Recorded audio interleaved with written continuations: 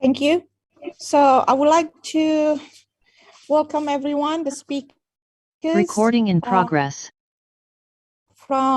Just to remind you that this event is organized and fully supported by the Ministry of Education, Higher Education Directorate General, organized by Cormac Consultancy Group and Us Consulting. So I would like to welcome Mr. Charles Cormac to open this event by doing the opening remarks. So I give the time to Mr. Cormac to start this event. Thank you very much and welcome everybody, and thank you very much for coming to attend this webinar, and I hope that you find it both useful and interesting. I'd like to start by thanking the Ministry and the Director General for supporting this webinar, and also thank Haifa and Oliver at Ask for all of the hard work that they've put in to help bring this together. And I'd also be remiss not to thank the 3 universities who've kindly agreed to come and talk to you about their strategies towards partnerships. So thank you to the University of Missouri St. Louis, Canberra and Northumbria. I just quickly introduce myself and CCG.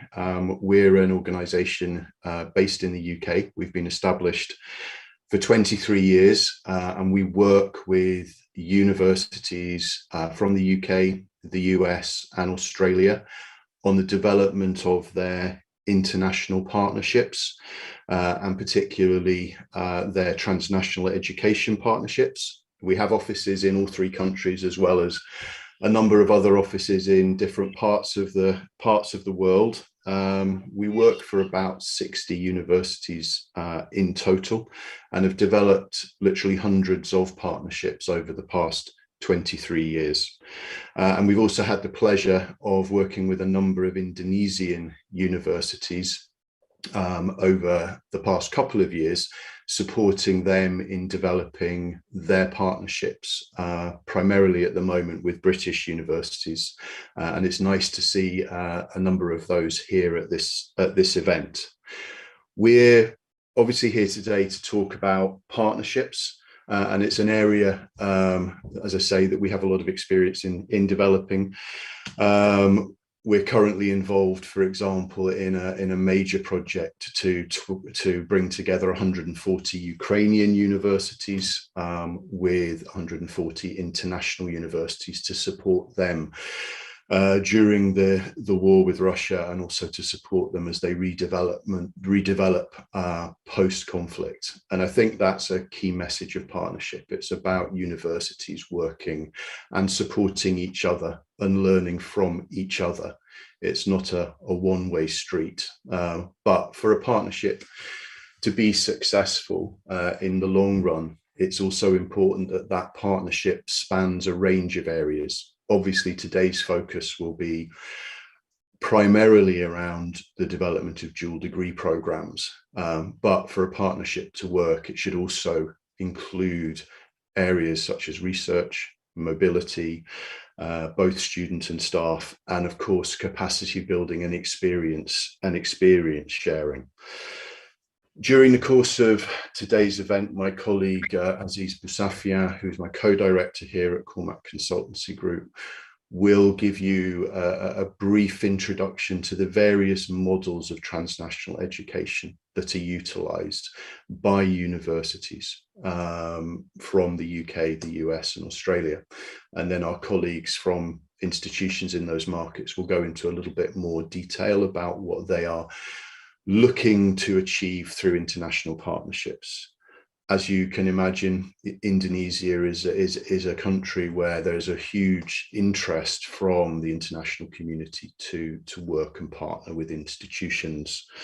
And our role is really to give you the information today, but then of course we're happy to help, as we have done already with for some Indonesian universities, in search for the right partner for them. So whilst we hope this is the start of a discussion that will go on for some time, and obviously all universities who attend, we're more than delighted to speak to them on an individual basis at the end of this webinar. So thank you, Haifa, very much for organising this, and I shall hand back to you.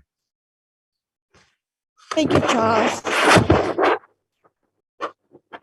So next we will listen to the video of Acting Director General of Higher Education, who is unfortunately not joining today's session, but we already prepared opening remarks.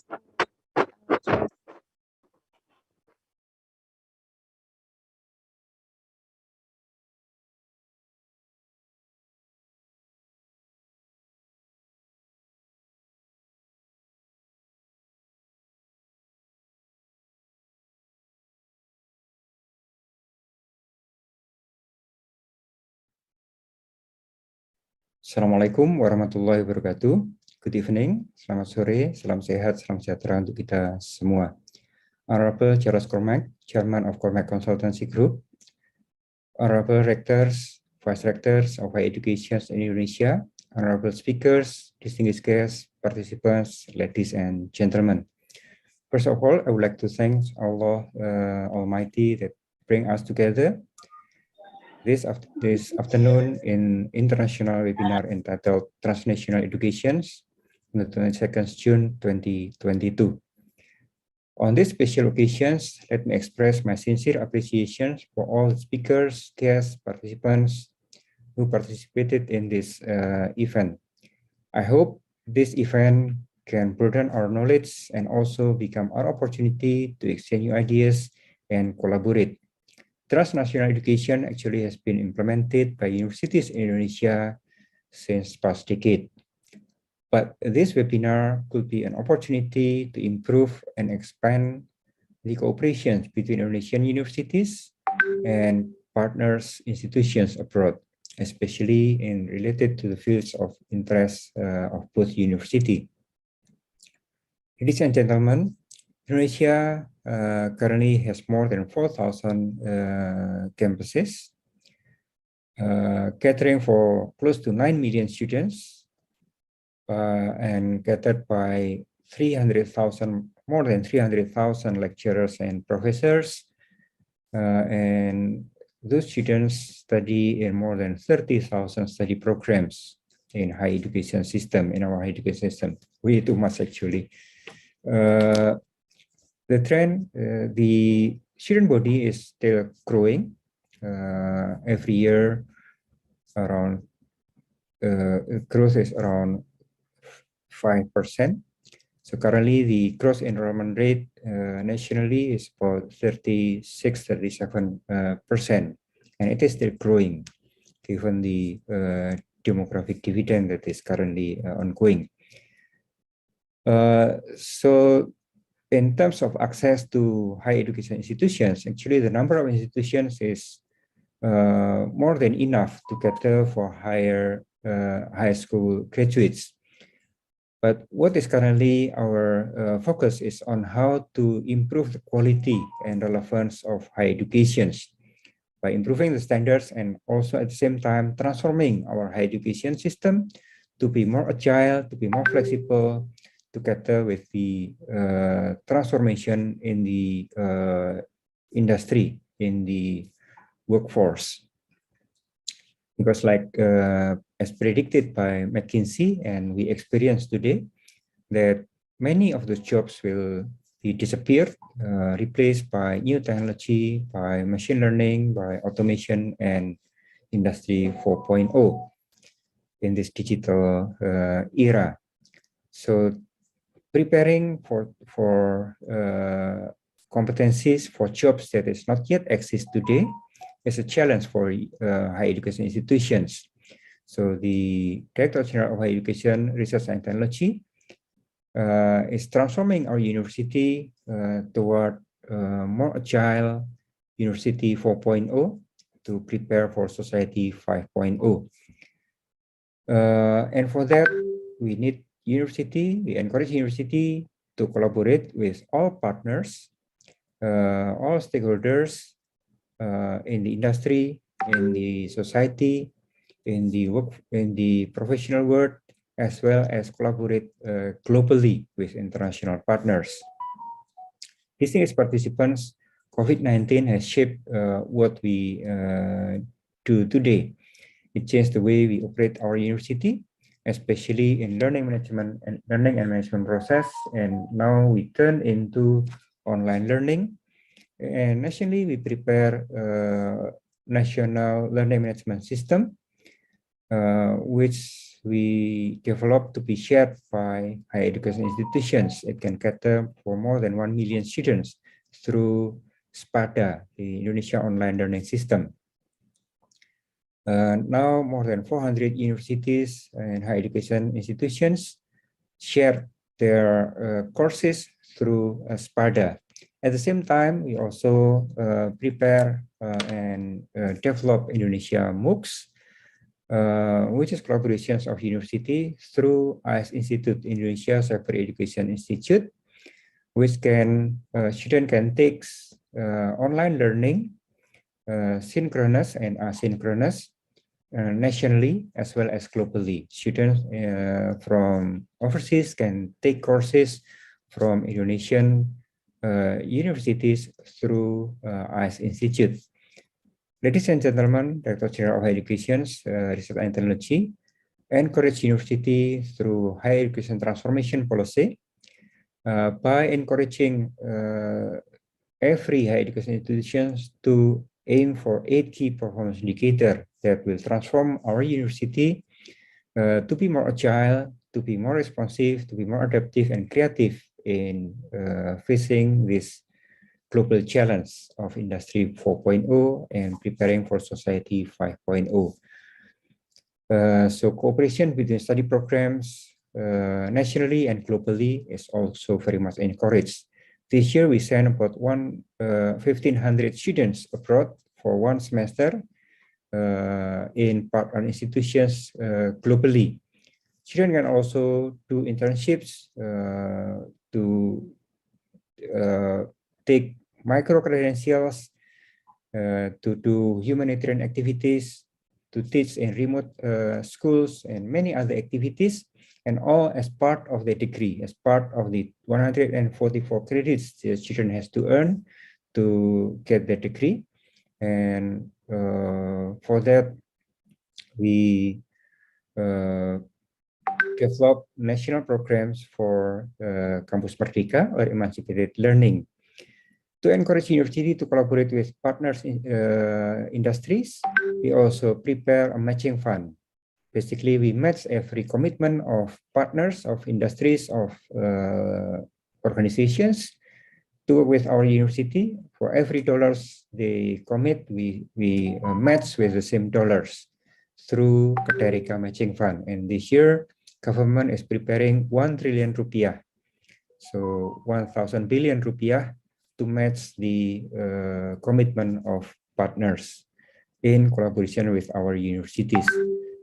So those are some of the transformation that we currently doing, and we do hope that our university can become more agile and through collaborations with all partners can transform into the future. Before I close my remark, I hope this webinar will bring a new insight about transnational educations as well as participative emancipated learning that could improve the quality of our education and create global visions of human resource into the future. Thank you very much. Wassalamualaikum warahmatullahi wabarakatuh. Waalaikumsalam warahmatullahi wabarakatuh. I would like to welcome Acting Secretary of Directorate General of Higher Education, Professor Cicik Sri Cahyandari, to do the opening speech. Prof. Okay, thank you, Heva. Yeah. First, I would like to thanks to Heva for the time. The Honorable Professor Nizam as Acting Director General for Higher Education, Research and Technology, the Honorable Dr. Sahwan Effendi, the Director for Human Resources, and the Honorable Mr. Charles Cormack, the Chairman of Cormack Consultancy Group, and the Honorable Rector and Vice Rector of Higher Education in Indonesia, the honorable speakers, distinguished guests, and participants, ladies and gentlemen. Assalamualaikum warahmatullahi wabarakatuh, and good evening, and may peace, the prosperity be upon you all. Today, I'm very glad to be here with you in this international webinar entitled Transnational Education on 22nd of June 2022. And I'm very happy to see the speakers from around the world that previously I would like to say thanks for you to joining us for today. And even though we are separated by place and time, actually, but now the technology is very near to us. And but some of you still give up your time to be here. And I would like to thanks to the ASK Consulting and Cormack Consultancy Group as our partners that brings the speakers with us today.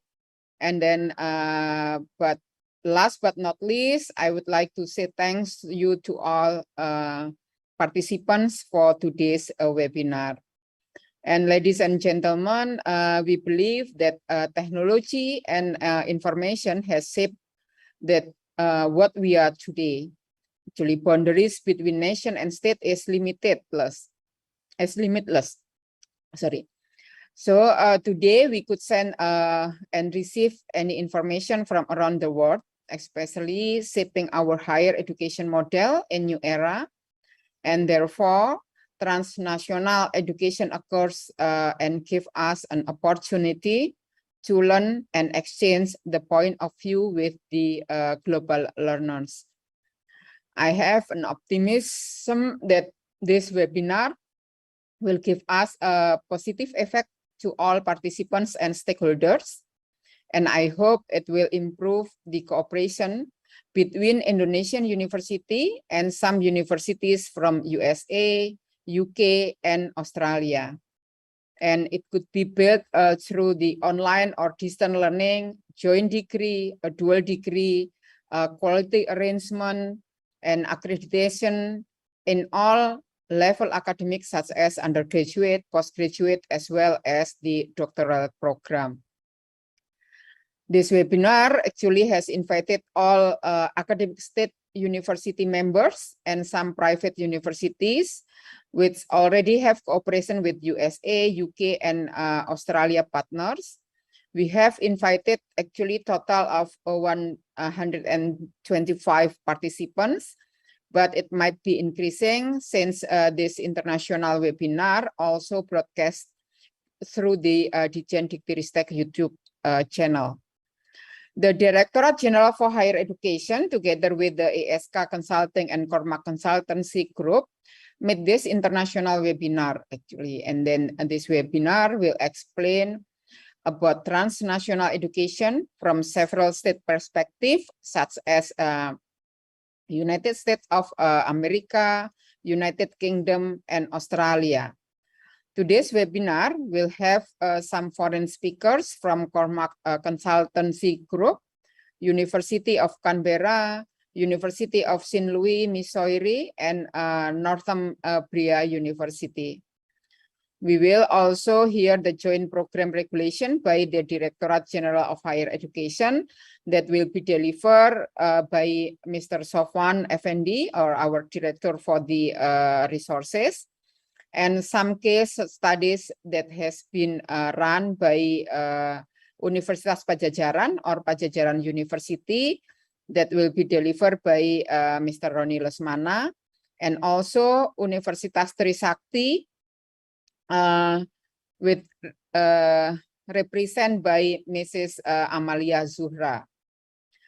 Ladies and gentlemen, in conclusion, I hope that this international webinar will bring us some insight about the transnational education.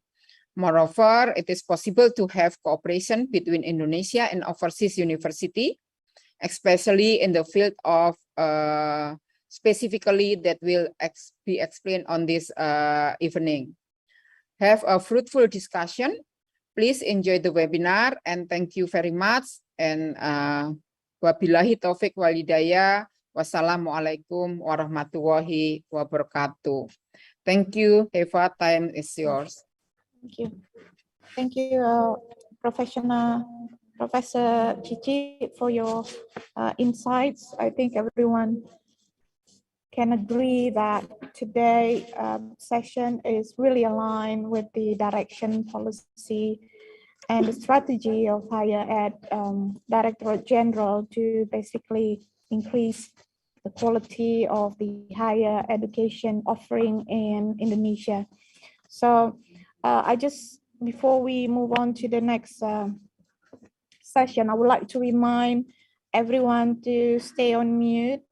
And to those, just for everyone to know, so this is a hybrid event. So some of the participants is actually gather in Hotel Century in Jakarta. So for those who's joining offline, make sure that your handphone is remain on mute, and also your probably your laptop, just to make sure that everyone stay focused on the session.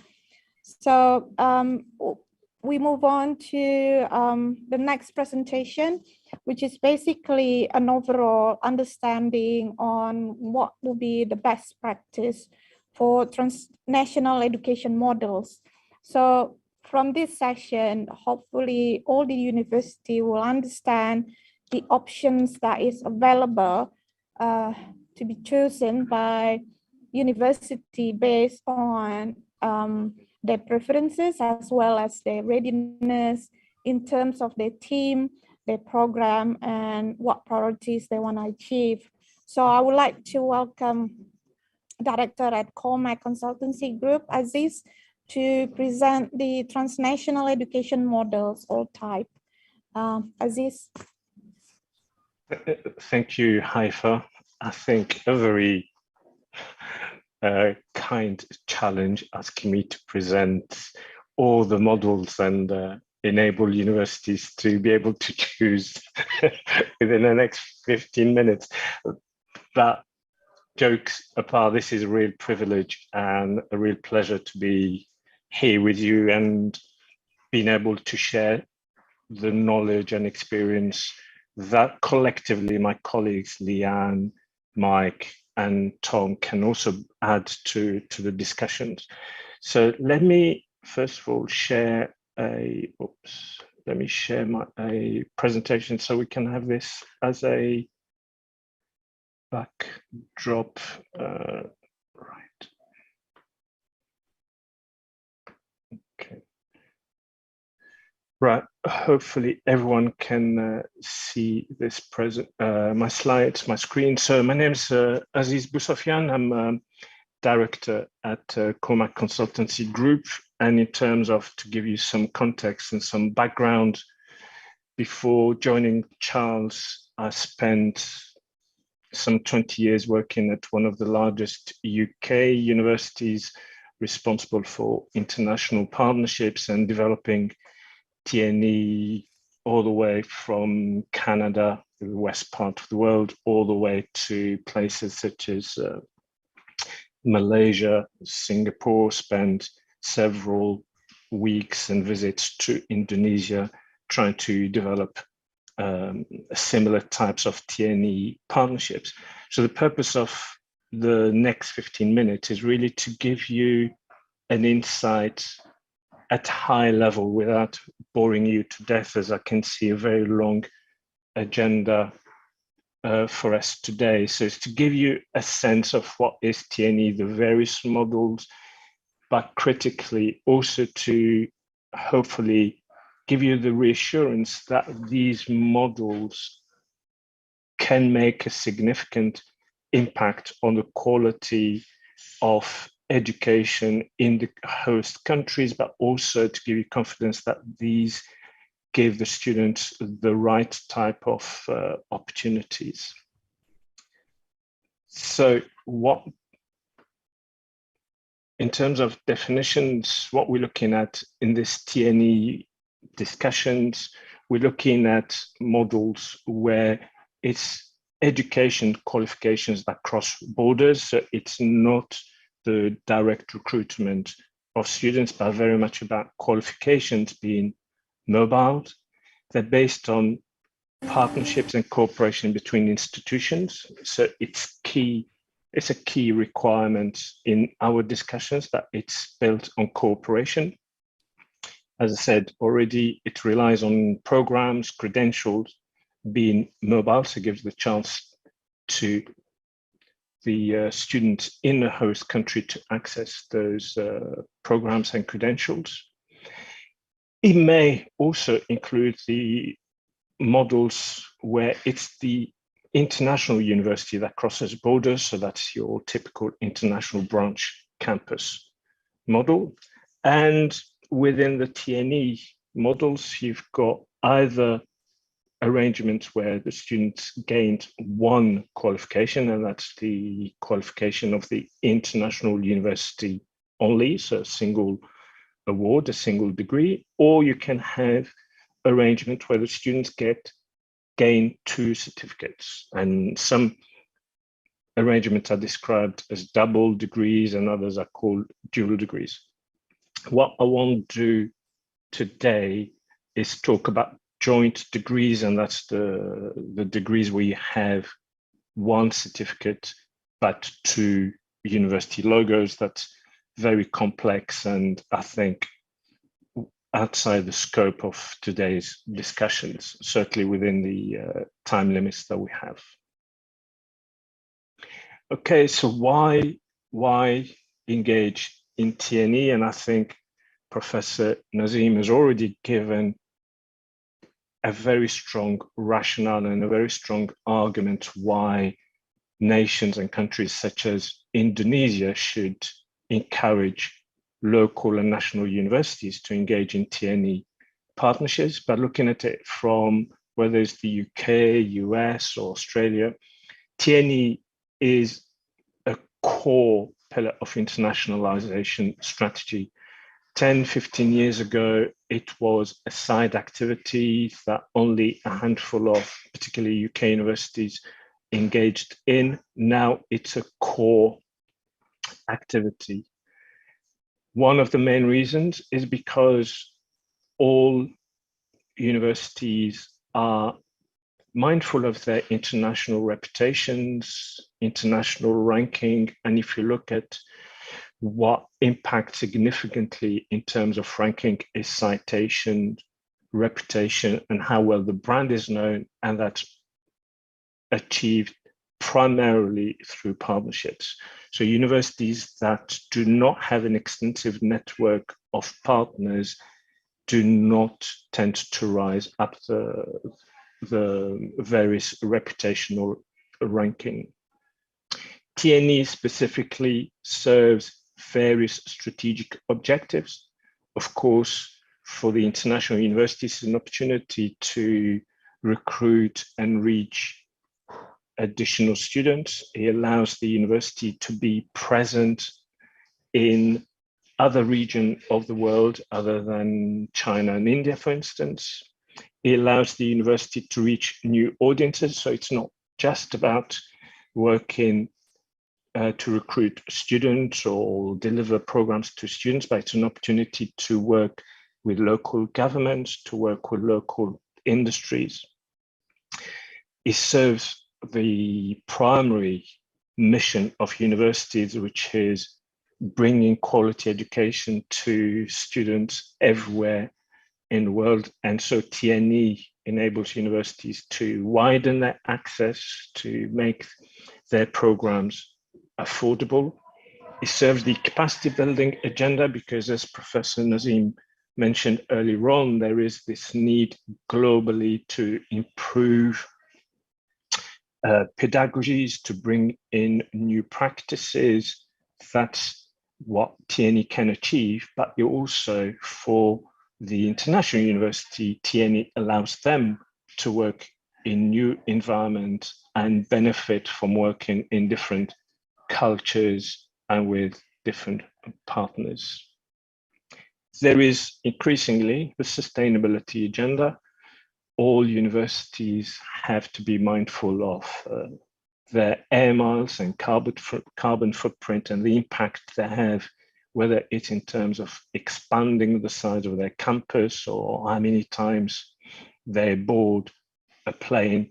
So by making the program travel rather than staff and students, that has a positive impact on the environment.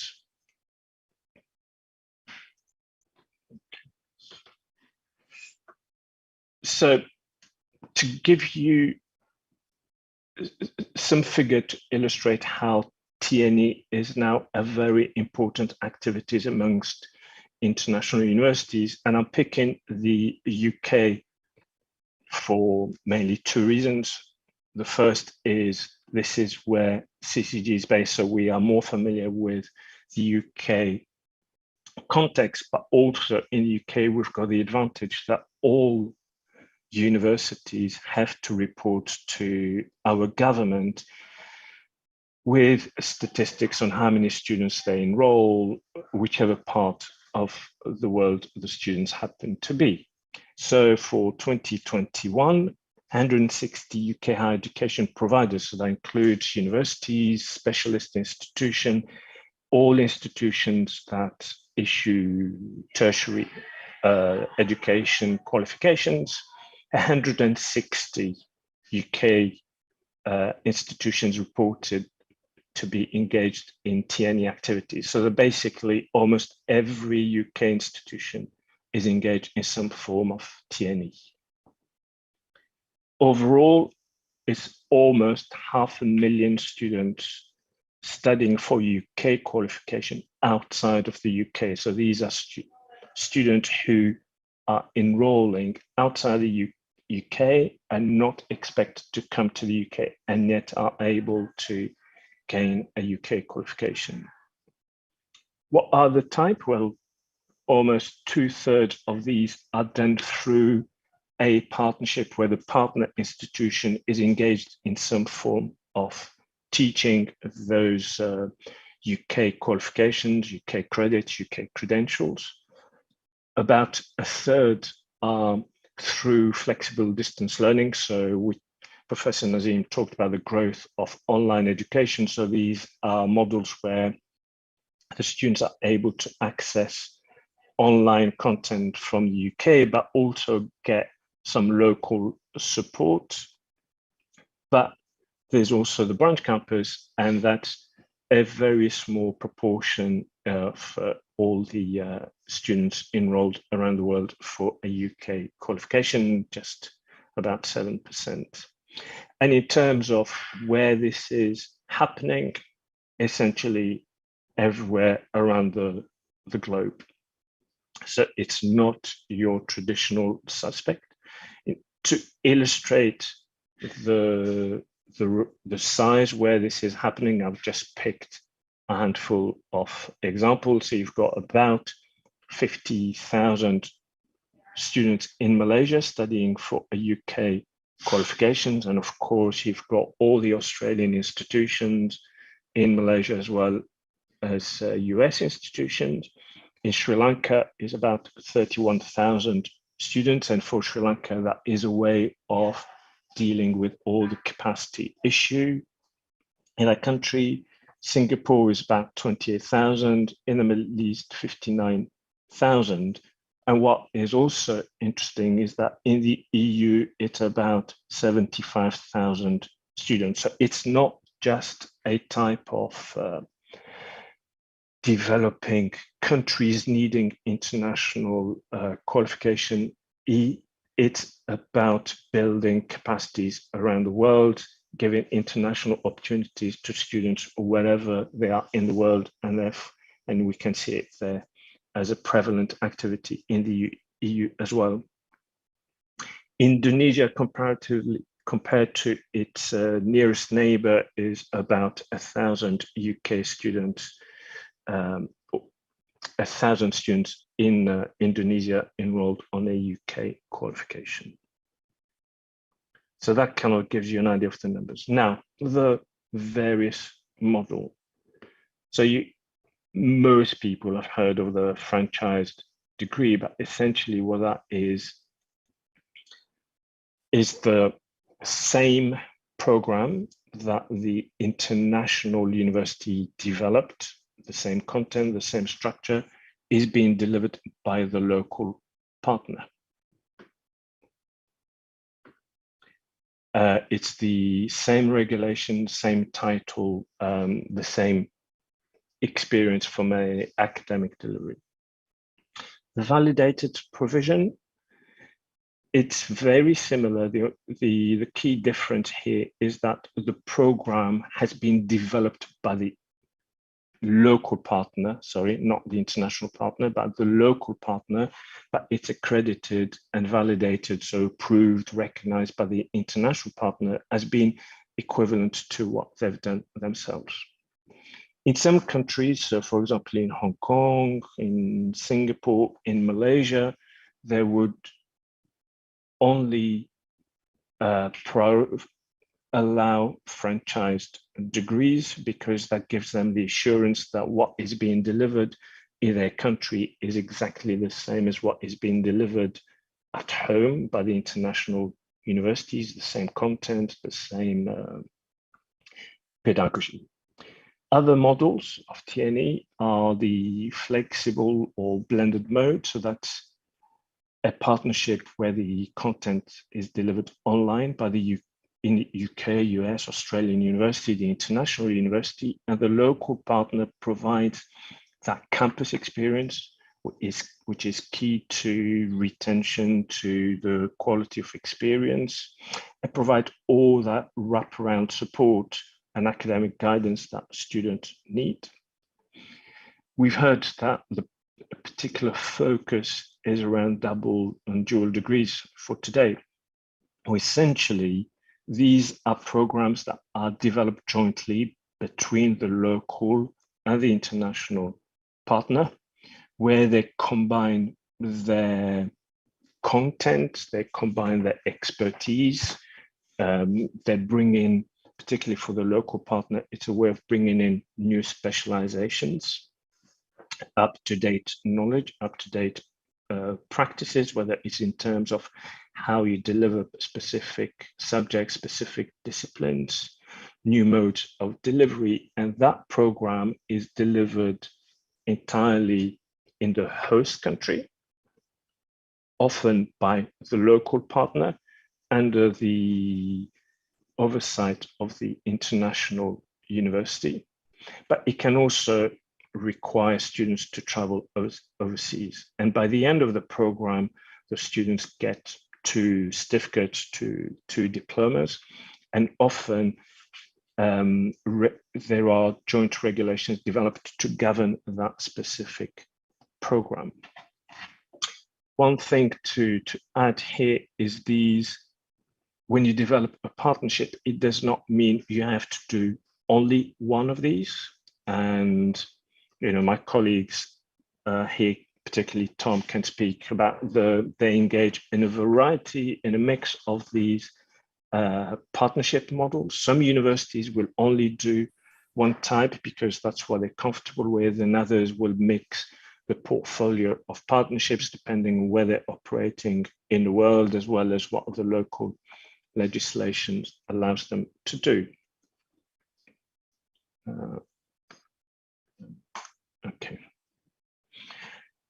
Now, a key consideration, and as I said, in order to,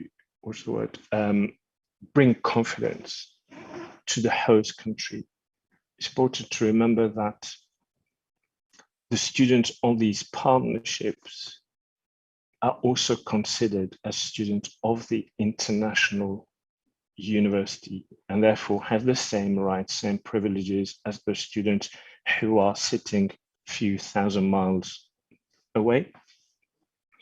Their qualification, the diploma they receive, has exactly the same reputation, same recognition as the one their peers would receive at the home campus, whether it's in UK, US, or Australia.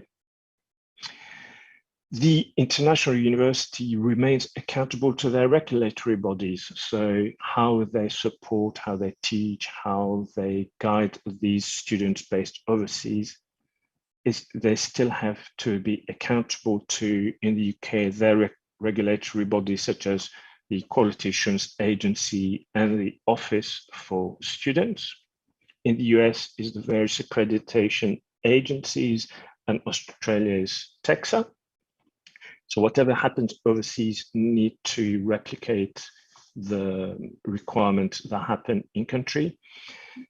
All these partnerships are governed by a memorandum of agreement that lists the roles and responsibilities, but also key how the interests and rights of the students are protected. The TNE programs fall under the international universities regulations, as well as the local university when it's double or dual degrees. There is a extensive due diligence before these partnerships are launched, and often there is a need to register locally. So that gives both sides, whether it's the international university or the local university, as well as the host country, reassurance that there is a strong quality assurance and governance requirement to ensure the highest quality for the students. Finally, just as my time is going.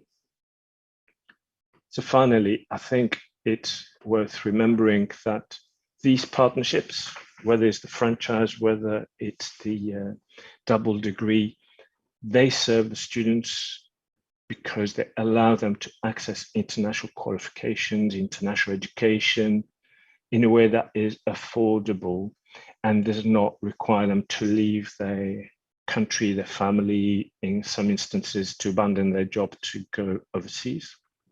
For the international university that are, whether they come from the UK or other parts of the world, it's an opportunity to grow, to build their brand in new parts of the world. It gives them new opportunities to engage with local government, local industry. It's new research opportunities. And even for their own staff and students, it's an opportunity to create additional international experience opportunities. For the local institutions, is that reputational gain. It's a way of enhancing the quality of their portfolio and pedagogy. We heard it earlier on at the start of this event. It gives them a chance to access research opportunities and staff development. Often these partnerships allow local staff to enroll as PhD students and researchers for the international partners. And also for the local institution, it's a chance to grow their own recruitment, not just nationally or regionally, but also to become international players. For the host country, it's a chance to attract, being open to TNE is an opportunity to attract international universities. Enabling various TNE models means a broader number of international universities can play a role and make an impact in the host country. Key for the host country, bring in the qualifications and bringing these TNE opportunities stops the brain drain. And there is a global kind of hunt and chase for international talent. So bringing the degrees helps host countries keep their brightest and most talented students in a country. In a way, it forces local institutions to improve because you are bringing competition in the country, capacity building through greater research partnerships and new pedagogies, new practices. It has a positive economic impact because you've got less foreign currency leaving the country, and it can act as a strong talent attraction opportunity. In fact, Charles did not mention this at the beginning, but we are involved in 2 projects in the Baltic states where TNE is being used to attract some 5,000 international students each year to places such as Latvia and Lithuania to work to qualify in areas of IT and life sciences to then stay in the country and work for the IT and life science industry. So the TNE is seen as a pull factor to bring students from around the world to these countries. And finally, to remember that all these partnerships are governed and managed through very robust quality assurance system. And all I'd say is terima kasih, and it's been a pleasure talking to you this morning.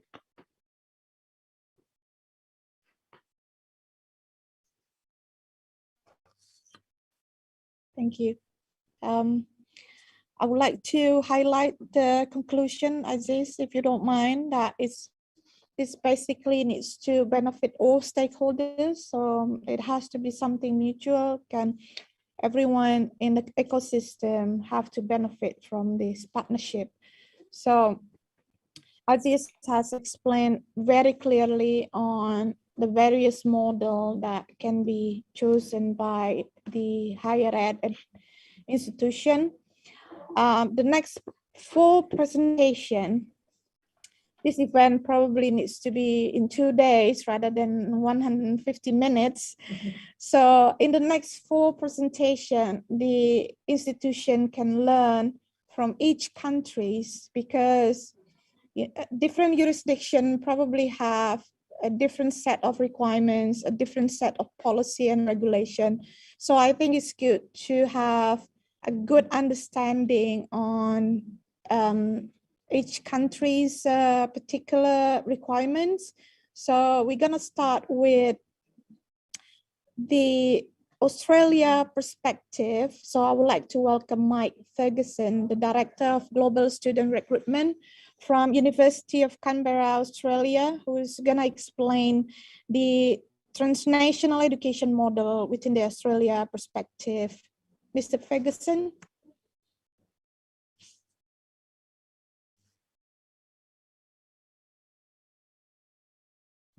Thank you. Yes, it wouldn't let me unmute. Welcome everyone, and look, thank you for the opportunity to speak to you all this afternoon. I do have a very short presentation, which I'm going to endeavour to share if it will let me do so. It does. Brilliant. So I'll just do that very quickly with you all. Look, what I was going to do this afternoon was just give you the Australian perspective rather than talk specifically about my university, because I think that's probably going to be most valuable to all of you, and just share a couple of case studies that we've done at the University of Canberra, but also other Australian universities have undertaken in Indonesia that have been highly successful. So before I get into that, and just following on some of the points that Aziz mentioned, I thought it would just be useful to set the scene and just give you a little bit of information and background about what Australian universities might be looking to achieve in Indonesia. First and foremost, Indonesia is incredibly important for Australia and for Australian universities. Every single Australian university will want to forge deeper ties with Indonesia and really enhance that relationship with our closest neighbour. So I think you can take that as an absolute given, but for every Australian university, Indonesia is important. The way that each university will want to engage with Indonesia and Indonesian universities might differ, but there will be that demand and interest plus willingness to do so. Part of that is also driven. Australia, in the last 6 months or so, released its new international education strategy. And a big part of that strategy is diversification, both in terms of the markets that places students come from to study in Australia, but also in terms of the mode of education delivery. And while Indonesia is a very important source of international students for Australia, it's perhaps underrepresented in terms of the quantity who come every year to study in our universities. So we're looking at probably about 2,000 to 3,000 students per year coming to study in Australia, which is far below the numbers who come from other countries in Asia as well. So it's a big priority of Australian universities to grow the number of Indonesian students. The other aspect that I mentioned about the different types of models, and Aziz outlined those in detail in the last presentation. My next and last slide also covers that to some degree, and I'll just skip through that given Aziz's presentation, but just to emphasize some of the particular ones that Australian universities are focused on. Typically, Australian universities have had articulation type arrangements. They've been quite active in transnational education, but the level or the extent of transnational education in Australia has dwarfed, was far smaller than what the UK has delivered. So under the new strategy, there's a big priority and a big push for Australian universities to do a lot more overseas, to invest a lot more in transnational education and look at new and innovative models. The rationale for Australian universities to do this, it's similar to what other speakers have mentioned, but from the start, building academic research linkages, particularly identifying opportunities for student mobility, and that can go both ways, both in terms of Indonesian students coming to Australia, but also in terms of our Australian students going to Indonesia for study experiences, particularly as part of our new Colombo plan, where the Australian government provides funding for Australian students to go overseas and have those study abroad and exchange experiences. The other rationale why Australian universities might want to partner with Indonesian universities and explore transnational education in Indonesia is about reputation and branding. And Aziz, I recall, mentioned about rankings and all of those aspects. That's certainly part of it, but certainly high caliber partnerships could really boost the awareness of Australian universities within the broader Indonesian market and enhance both their brand and reputation. So that's really important.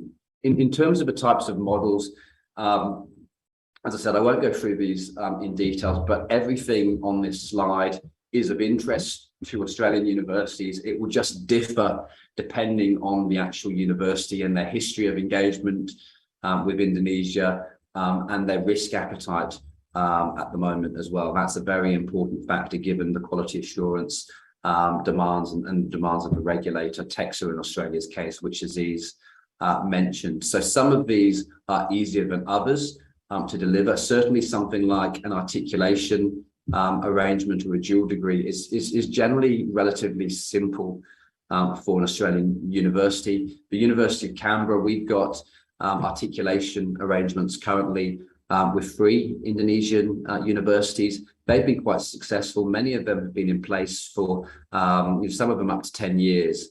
And typically the numbers are quite small, but we when borders are open, as they now are, normally see around 5 students going each way or coming to Australia as part of those agreements each year. So they've been quite successful. As we sort of go down this list, other aspects are more complex to administer. So something like a foreign campus, and I think Australian universities have looked very positively on recent changes. I think it was a 2018 law change in Indonesia which allowed foreign campuses to be established. We've looked very positively at that and looked at opportunities to try and enhance our presence in Indonesia. So you'll all probably be aware that there are at least 2 Australian universities, Monash University and Central Queensland universities, who actually do have campuses in Indonesia. And Monash University in particular, which is one of Australia's group of 8 universities, has had a long-standing history of engagement in Indonesia. So if you're interested in that, for example, if you go to Monash Indonesia's website, they've got a great deal of detail about their long-standing and their history of engagement in Indonesia, which is really impressive. And they've got a postgraduate and research campus in Jakarta that they've recently opened. So that's probably the most complex type of arrangement that can be explored. But simpler ones, articulation, study tours under the New Colombo Plan,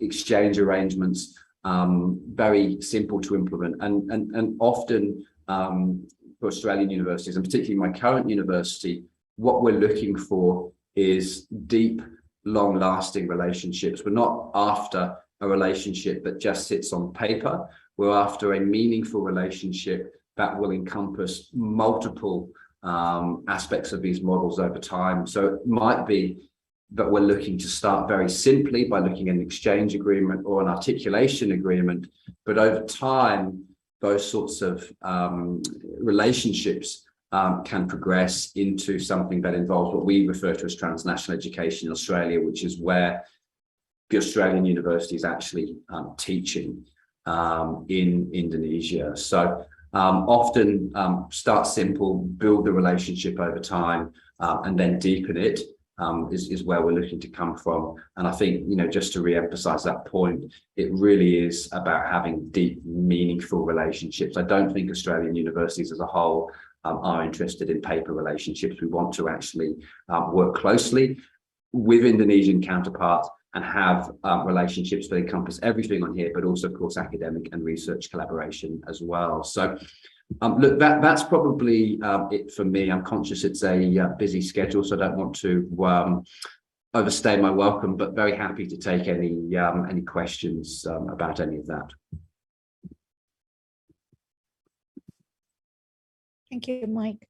So I drop a message in the chat room. So anyone feel free just to drop your message or questions to ask to the speakers. We're gonna have a Q&A session at the end of the events, but if you are comfortable in asking in Bahasa Indonesia, I'll happy to translate at the end of the program. So moving on to the next session. So we move from Australia to USA. So I would like to welcome speakers from Miss Liane Constantine from University of St. Louis, Missouri, USA. Thank you so much. Are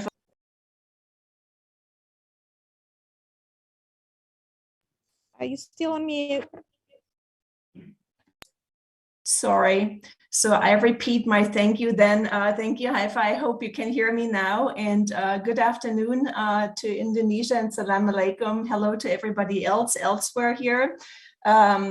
I also want to thank the organizers, the Directorate General of Higher Education and Cormac Consultants and ASK Consultants for giving me the opportunity to help discuss TNA models across the globe here, and to help with the American perspective, as I'm able to.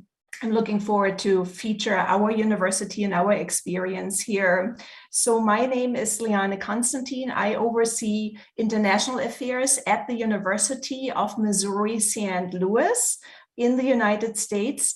I'm originally from Germany, and I have worked previously, before joining my university here in the United States, I've worked for the German Academic Exchange Service for many years. Many of you are familiar with the DAAD, and also for the German Federal Ministry of Education and Research in Asia, largely focusing on education and innovation partnerships, and largely on capacity building. I've been in the United States for 10 years and with my university for 6 years. And I'd like to share my screen here. And I have a few slides for you. I don't know if you can see them already. Is that, can you see that, Haifa? Yeah, okay, perfect. I think I have too many slides, so I go in the opposite direction than Mike, but I'll be quick and I will not steal from other presenters here. So I will give you a short introduction about who we are. Then I'll move over to TNE models in the United States and at UMSL. And I've decided to feature our strongest model at my university for you and to take a deep dive there, being open for discussion afterwards. So 1 second, I will actually. Right. So we are, you can see the screen here. We are located in the heart of the United States. It's also really called the heartland. In the state of Missouri, that is also shaped out here on the right-hand side in blue. In the city of St. Louis, we're a Tier 1 public research university, not a private one.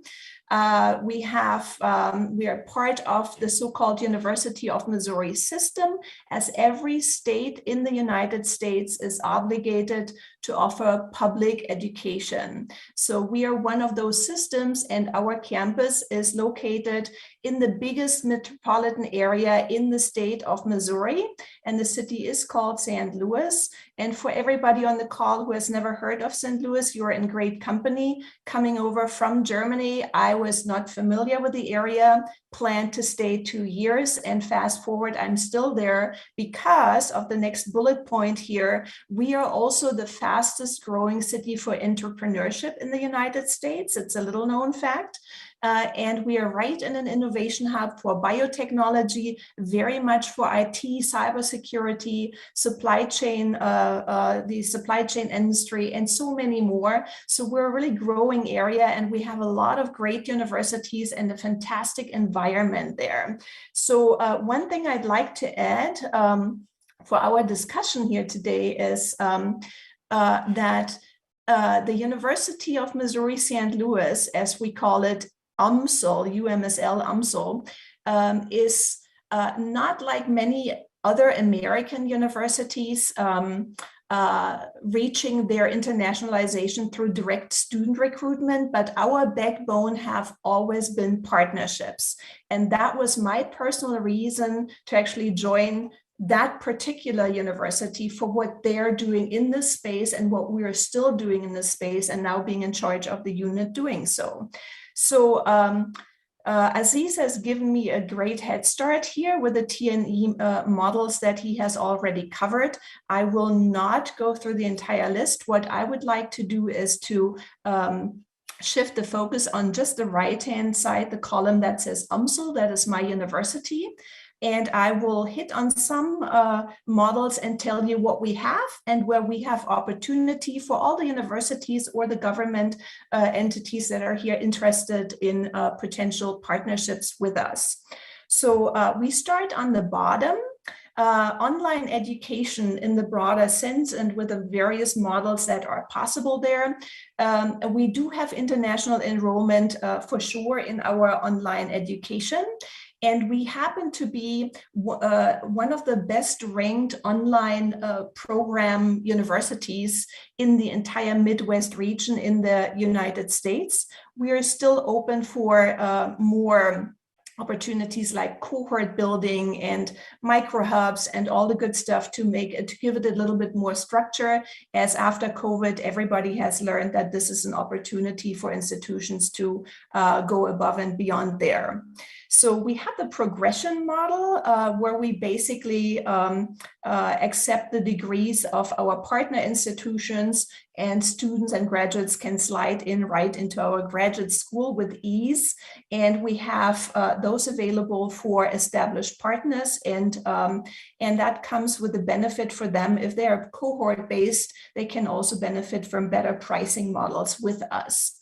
Right in the center is the core piece of our discussion here. I believe, from what I've heard so far, the dual or double degree programming. And we have several of those 2+2 articulations. The one thing I'd like to feature is our so-called IMBA program. That's an international master's program in business administration.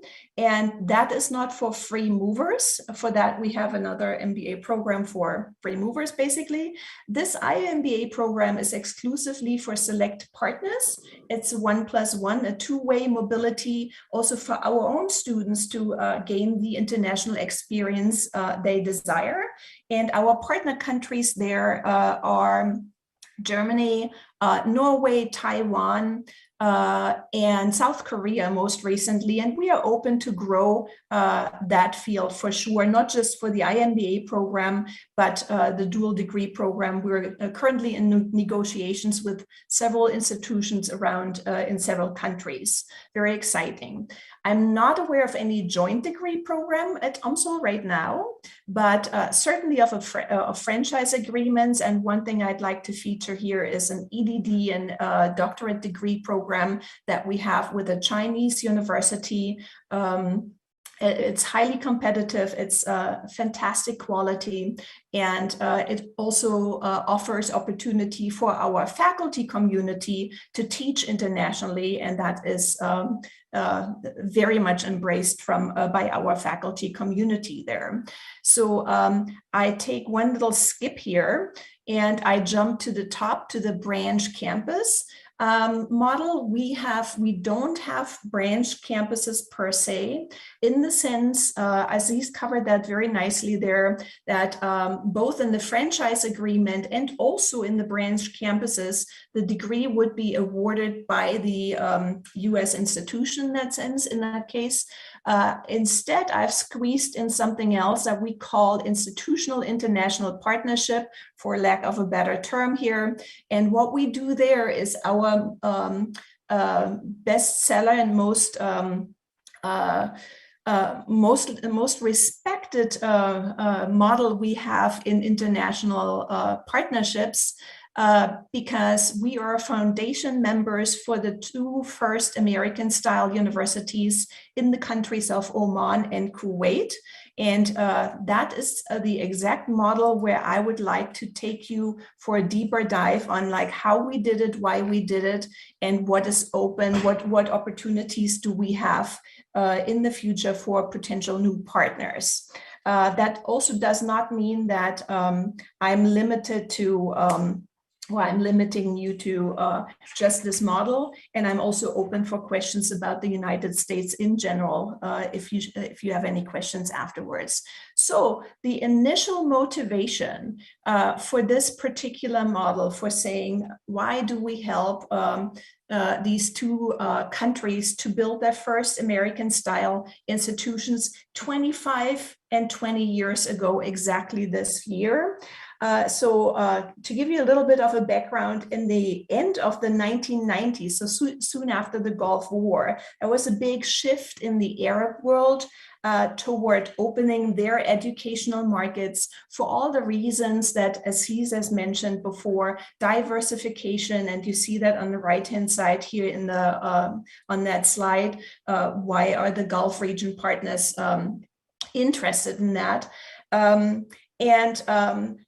So what they tried to do is they were trying to find a good structure how to make it happen. And so one of the requirements was to seek permission for the establishment of a private institution, but with an accredited American or other international institution in order to have to steer the quality there. And another requirement was that the local partner would be the partner. Back then, 20 years ago, it was only for local partners to officially apply for the opening of those new private institutions. So what that caused was in Oman, that one of our most gifted alumni, an Omani alumnus from the University of Missouri, St. Louis, felt this is great timing. I come from UMSL, I have this awesome background, and I do know some potential investors. And why don't we use the momentum and create a small boutique like College of Business / College of Science for catering to our market, American style and right close to home. So that's what they did. And that was a little test project, so to speak. And just a few years later, that really caused some attention from regional partners. And well, my retired director from back then told me he was approached by more than 20 other potential partners of the Gulf region that looked at that model and said, can you help us as well? We have the right investors. Why don't we try this out? So fast forward, we decided to go for a team in Kuwait that was basically the leading professors of Kuwait National University that felt their educational market needed to see diversification on all levels that Aziz has covered before. And for UMSL, it was a fantastic opportunity for campus internationalization. So why did we go for this particular model, not to brand our own brand? Why didn't we say UMSL abroad? That was, as a public institution, your wiggle room for getting funds for that scale projects back then, 25 years ago, was small. And at the same time, it was like a risk limitation for us to say, well, we render our IP for, like, of course, conditions and a consulting agreement, but we have a good chance to build our brand otherwise and our visibility, basically. And it also can allow for us to access the markets per se, not just the educational market, but way beyond the educational market as well. So, and we wanted to see if we could build a good progression model for students after they receive their bachelor's degree, and they could use the progression model, which they did. So what do we do for them? What are our services?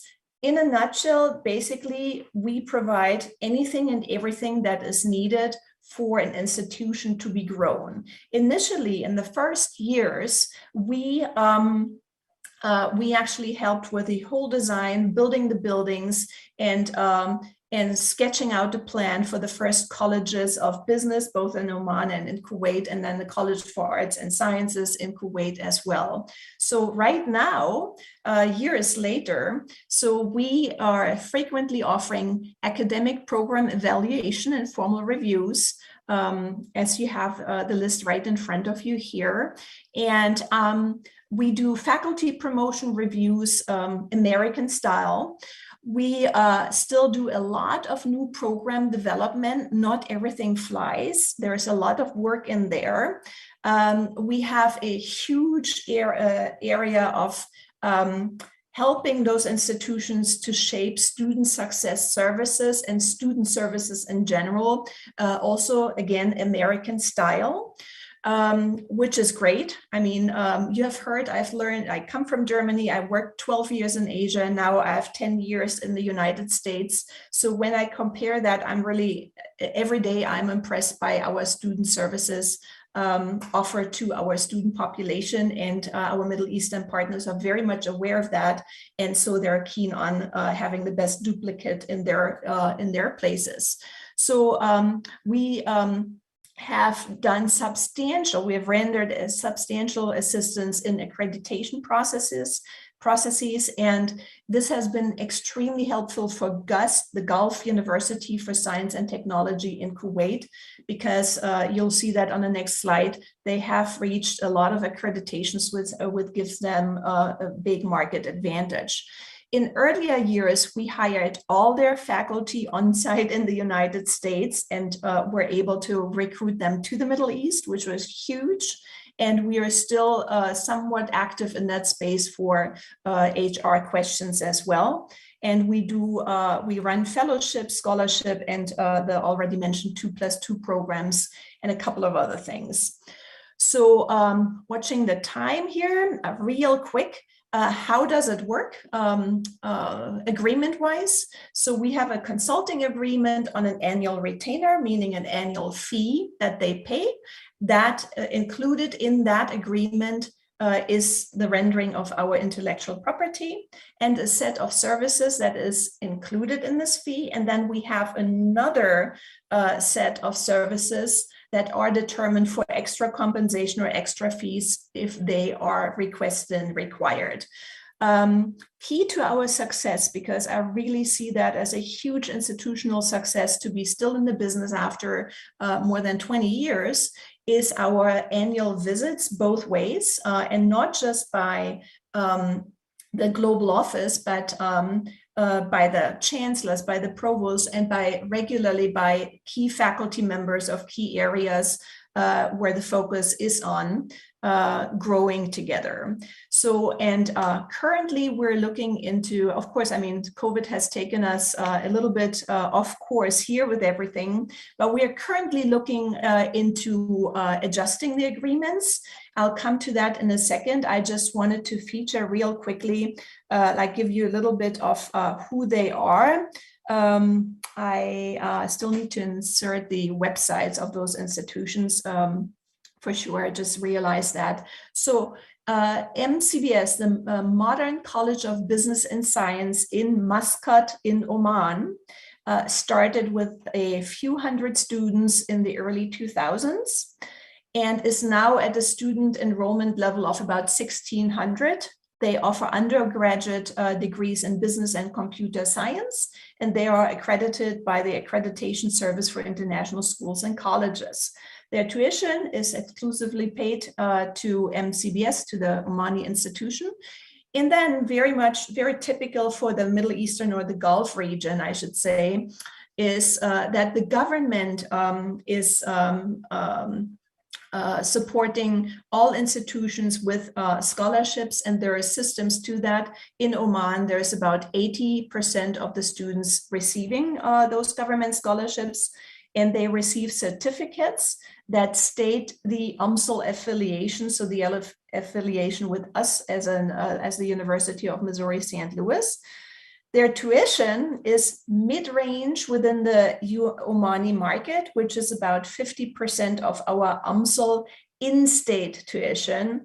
And that is currently, depending on the major you study at my university, it hovers between $12,000 and $15,000 per year. The next slide is on GUST, the Gulf University for Science and Technology in Kuwait. Here, that institution is bigger and more robust, and from the beginning onwards, much larger scale also in the planning.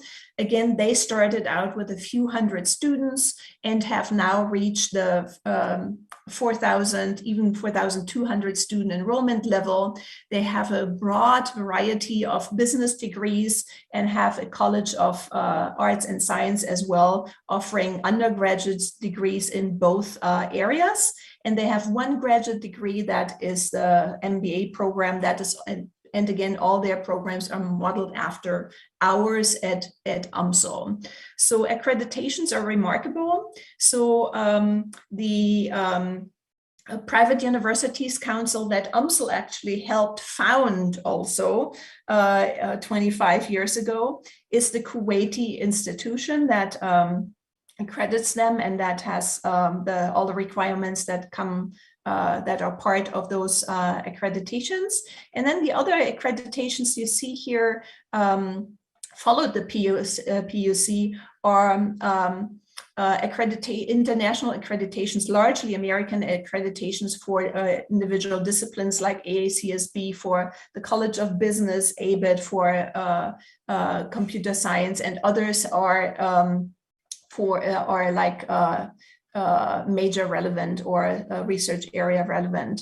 Another fact is that GUS now fares as the most attractive private university in Kuwait, and is largely known across the region as well. Tuition is paid to GUS, and again, government scholarships are in place. It hovers around 40 to 60%, depending on how many Kuwaitis are enrolled, because those scholarships are available only for Kuwaiti nationals. The tuition is comparable to ours at UMSL, and is at the mid or higher mid-end in Kuwait.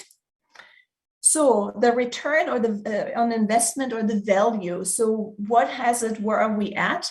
Definitely, these are two big success stories in both countries. Two institutions have been successfully built. That is definitely a way for making good revenue. The beneficiaries of this concept, American education close to home, that Aziz also hit on earlier, and they definitely are now in the position to further grow. And after all these years, we have a solid partnership and friendship with both countries, with both Gulf partners.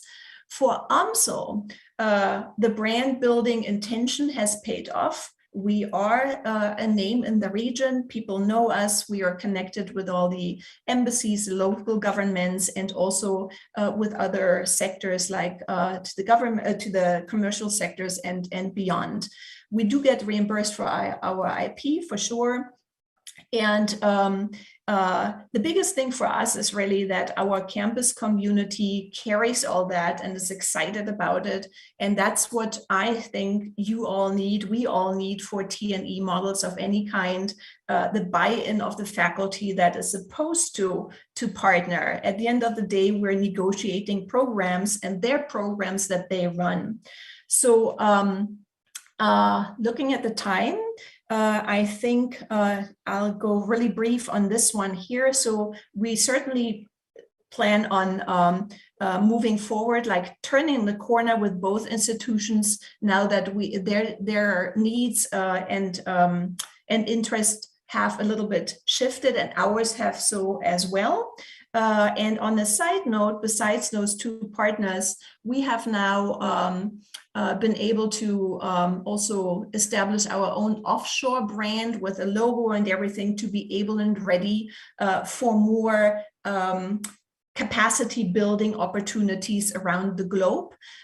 We had two in the planning prior to COVID, and we're a little bit in limbo right now. We'll see how those other projects go, but I'm excited about UMSL taking on more partners. And very much today when I see this great turnout here for all Indonesian partners, if you are interested in that, we can definitely talk either at the end of today if there is time, or following this this event here. So I would say that UMSL is very well positioned for taking in new partners. And I also wanted to send kudos to Cormac Consultants, and we are the beneficiaries of their great network and their expertise to vet markets and potential partners where limited team size can do as much as a professional in the game there. And then I'd like to highlight also the last bullet point here on this slide. Currently on our campus, we are largely expanding with new buildings, new infrastructure, large investments, and we are actually very much interested in inviting international institutions to come to us, because I think times, and I hope everybody agrees here, it cannot be just a one-way export destination, and we've heard that comment here before. And luckily, I'm on a campus where the entire leadership team is totally on board with this. We have great degrees in the United States and at my institution, but there are so many gaps to fill to really truly internationalize also mentally and culturally. And TNA definitely is one route to try here. So with this, I can just say, I would claim we have an excellent cultural understanding, and we are able to design culture-specific services and offerings to cohorts across all TNE models. So I didn't want to cut it short for the two like institution building things, but definitely for the dual degree programming or exchanges of any kind, research collaborations, we're definitely ready to partner. And I'd like to see Indonesia join us. So thank you very much. Terima kasih banyak. And here is my contacts.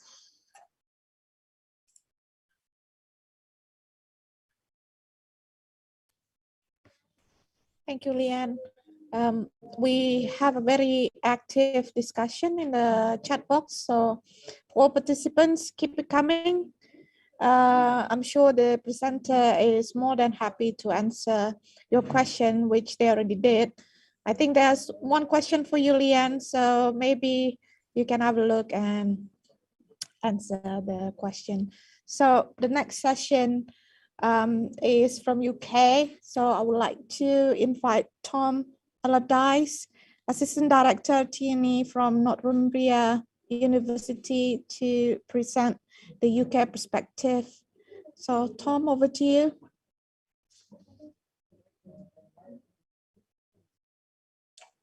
Hello everybody, can you hear me okay and see my screen? Yes, fantastic, excellent start. I'm going to go into a different presentation mode, which will no doubt mess everything up, but let's have a shot. It is a pleasure to be here today with you. Thank you so much to Cormac Consultancy for the invitation. Indonesia is a market where I spend a lot of time working and thinking about our partnership activity. Because Northumbria University is one of probably the most active UK universities in Indonesia at the moment. As we talked about earlier, it is a relatively small TNE market for UK higher education. And later in the presentation, I will talk a little bit about some of the reasons for that. My presentation, I'm going to talk a little bit about the university, but really the focus is going to be on the case study around our partnership with BINUS, an Indonesian university based primarily in Jakarta, or certainly our partnership is Jakarta focused, but it is actually quite a large institution with campuses in multiple locations.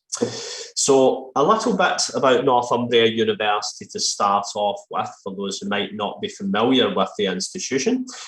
Northumbria is a research-intensive modern university with campuses in Newcastle upon Tyne, which is a relatively small city in the northeast of England. We also have a campus in London, right in the centre of of the UK capital, and our most recent campus is in Amsterdam. You might know about something called Brexit, which happened a few years ago, and our campus in the Netherlands was established as a reaction to the decision to leave the European Union.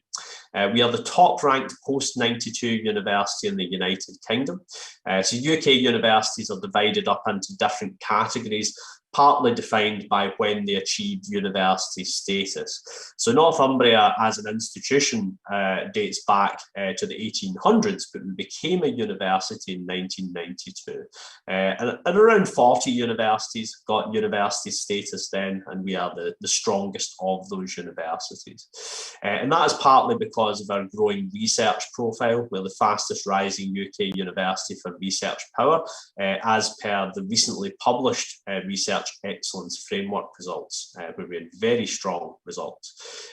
Northumbria is also a very active institution for transnational education.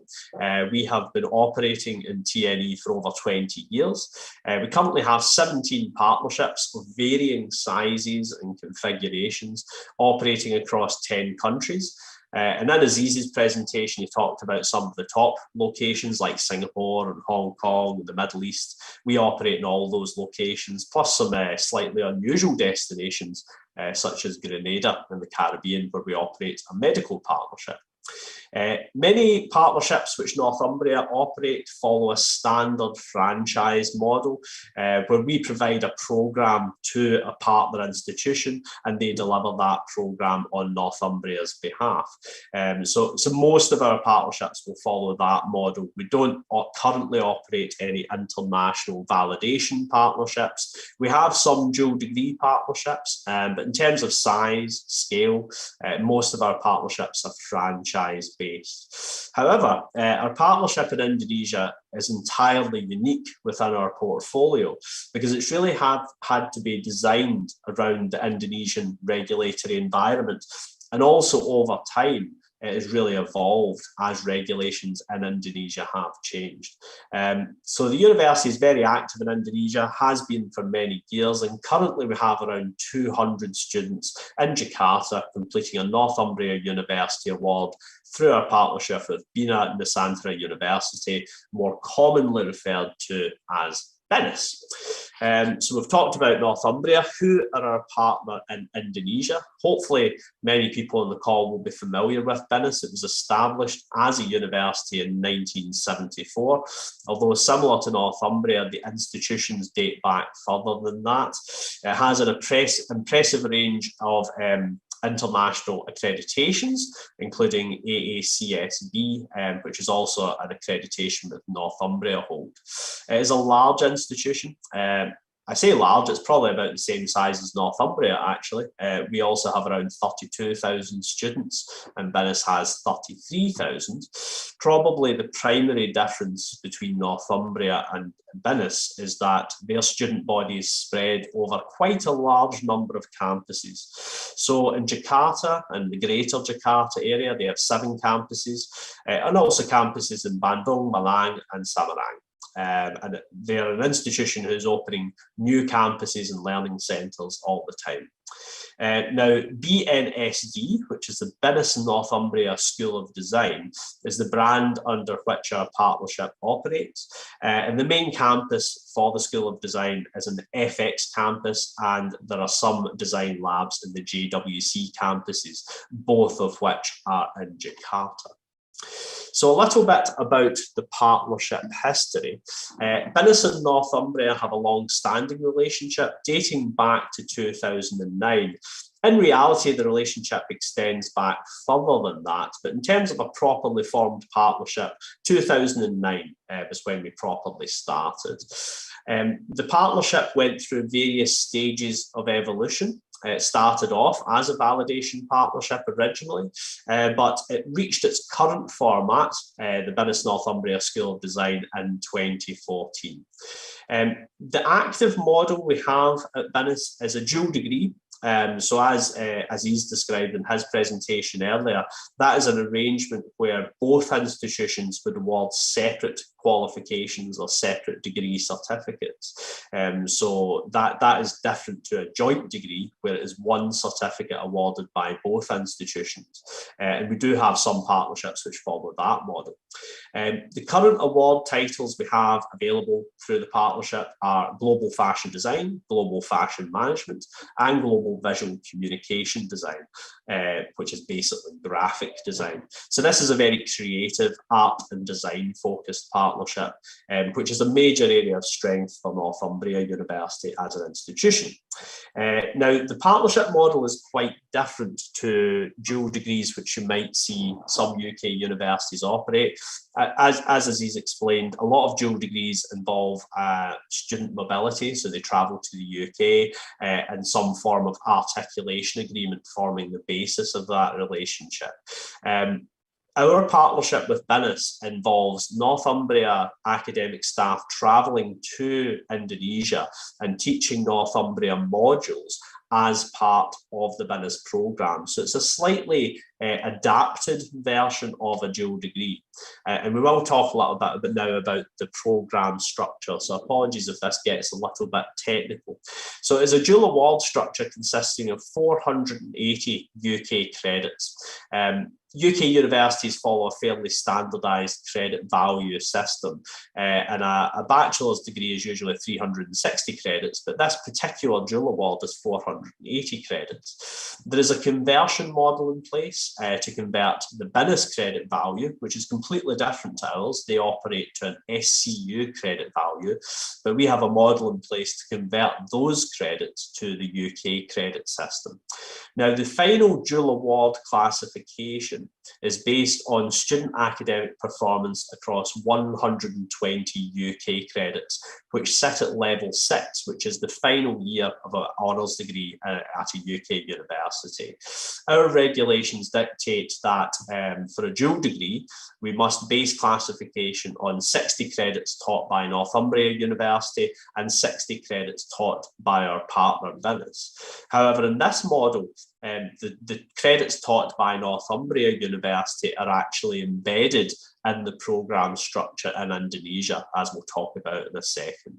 The conversion model applies to the credit values, but also applies to the grading system. So we need to convert the grading on the BINUS modules into the UK degree classification system in order to award that final degree. An interesting and really valuable part of this partnership is that students have the option to complete final year in the UK. So we have an articulation agreement which sits at the centre of this model, which would allow a student to come to the UK and complete final year following an initial 3 years of study at BINUS. And usually around 15 to 20 students take that option each year. They are very high quality students and perform very well in their studies. This is a little bit about the programme structure, just so you can see exactly how we are managing the programme, because it is quite complicated, but that is largely due to the Indonesian regulation position at the moment. So in level 4, which is year 1 of a bachelor's degree in the UK, Northumbria has an induction session. So our academic staff travel to Indonesia and do an initial induction when the students start the programme. But the majority of teaching on the programme is by BINUS at that level. When we move up to the next level, we have 3 8-credit Northumbria modules embedded in that level alongside the BINUS modules. And in that final year, that's the important year, where we have the modules from Northumbria, 2 times 24 credit and 1 12 credit, alongside the BINUS modules. And those are the modules which dictate the final classification of a student degree once they graduate. Now, what we're essentially doing through this model is mapping 2 degree structures which are very different together. So the way we run it on the Northumbria side is that the first 2 levels of the degree programme are essentially 120 credit modules which are pass or fail.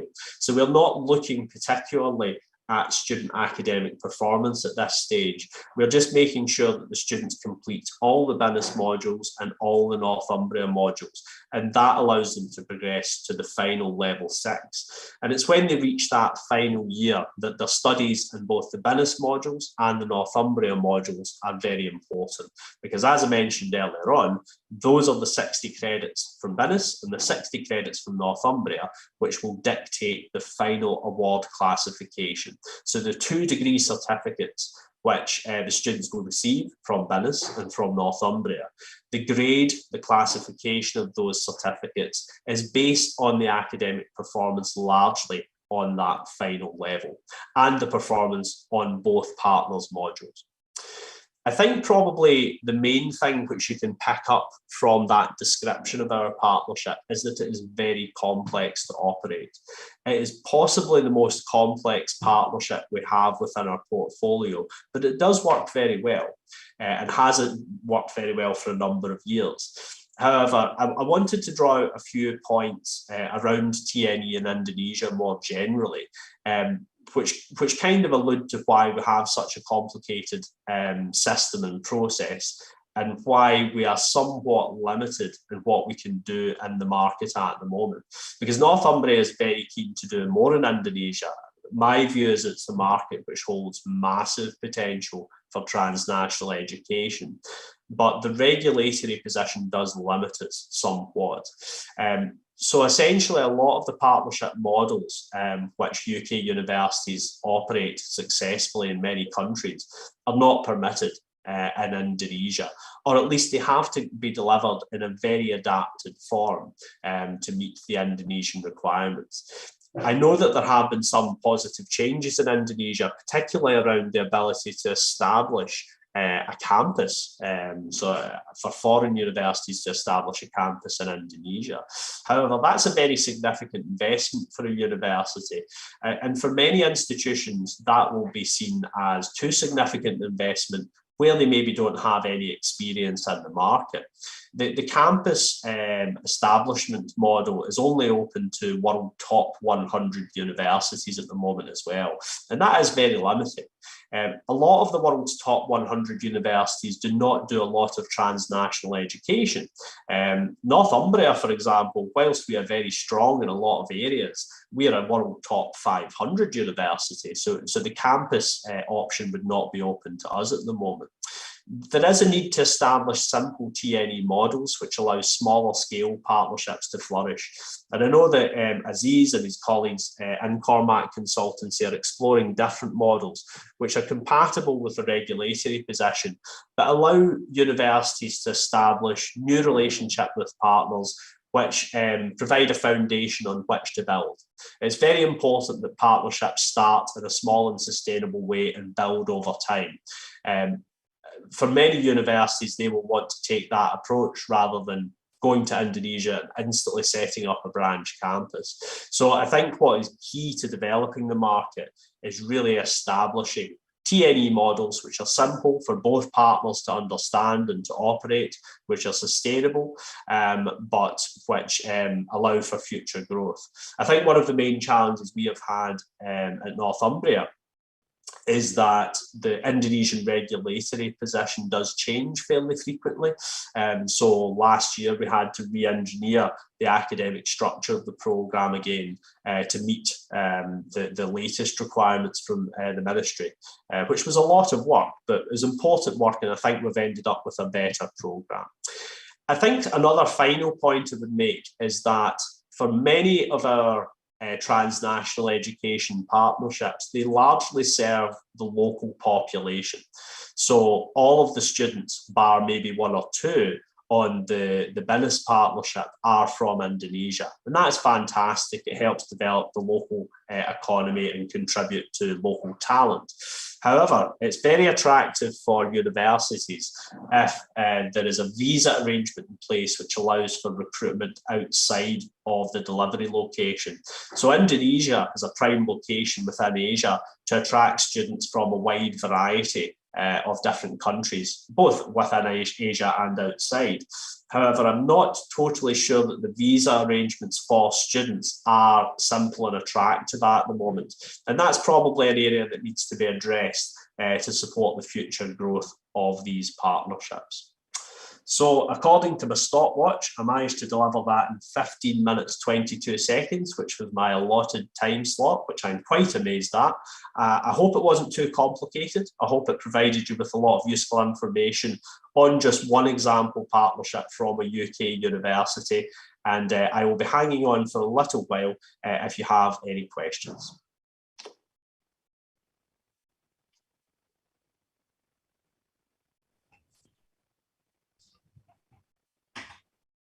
Thank you, Tom. So I want to highlight the second point that you mentioned at the end of the session, the complex regulation and sometimes make it difficult to choose the partnership. So I already give like a sign and message to our team in the Higher Education Directorate General. So hopefully in the next session, which I'm gonna welcome the Director of Resources, Dr. M. Sofian, who's gonna answer that concern, and hopefully it's not as complex as we think. I'm sure Pak Sofian will address that in his presentation on the available options that can be chosen by the Indonesian universities. And all the speakers basically already explained, and Tom already explained about case study, and hopefully we will hear more about case study in the next two sessions after Pak Sofian on the case study that will be shared by university representatives. So one coming from private university and the other one is coming from the state university. So without further ado, I would like to welcome Director of Resources, Dr. M. Sofian, to present the Indonesia perspective on TNE. Pak Sofian, over to you. Thank you, Haifa. Good afternoon, the Director of Cormac Consultancy Group, all speakers, distinguished guests, all representing for the universities. Good afternoon, Assalamualaikum warahmatullahi wabarakatuh. The independent campus policy, or we announce Campus Merdeka policy, gives new perspective in the implementation of three Dharma perguruan tinggi of Indonesian higher education, especially in encouraging creativity and innovation of lecturer and student to go to the better quality and highly competitive university. Of course, one of which is required to produce graduate or higher education who have high academic reputation.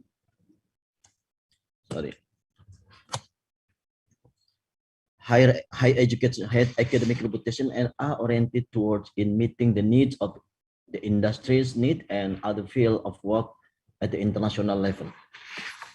Related to mobility program in the field of human resources, higher education, including undergraduate education, master education, doctoral degree, and postdoctoral. In undergraduate level, we have three schemes that are Indonesian International Student Mobility Awards, or we call ISMA. This is scholarship scheme to fund Indonesian undergraduate and vocational students to spend one semester at the top university or reputable industry in overseas. And the second one, we have to also international credit transfer.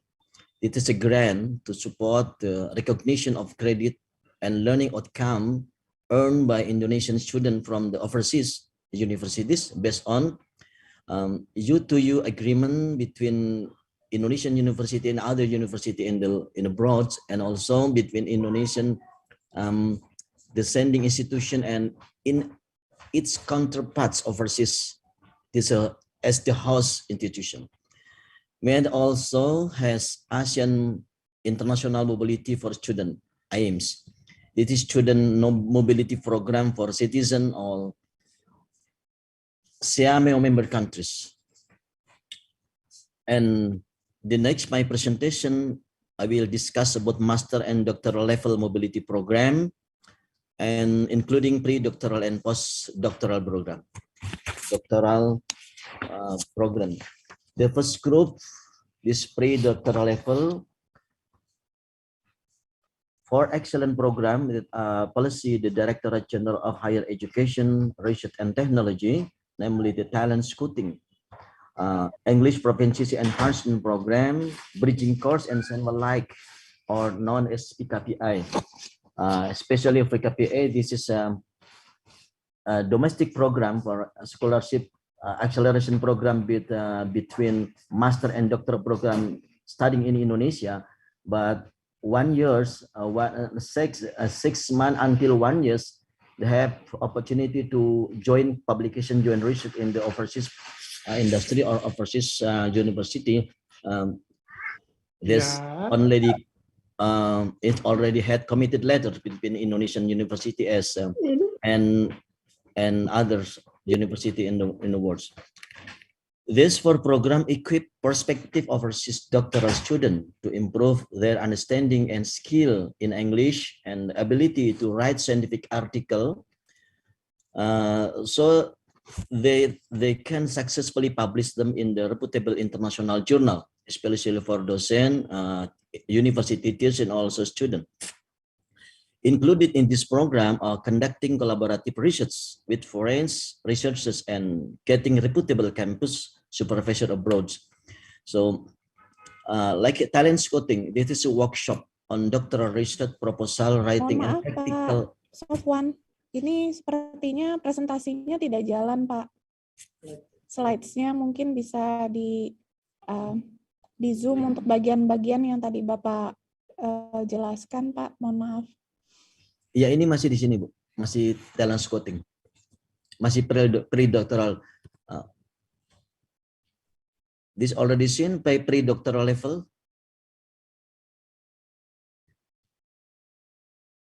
Yeah, is correct.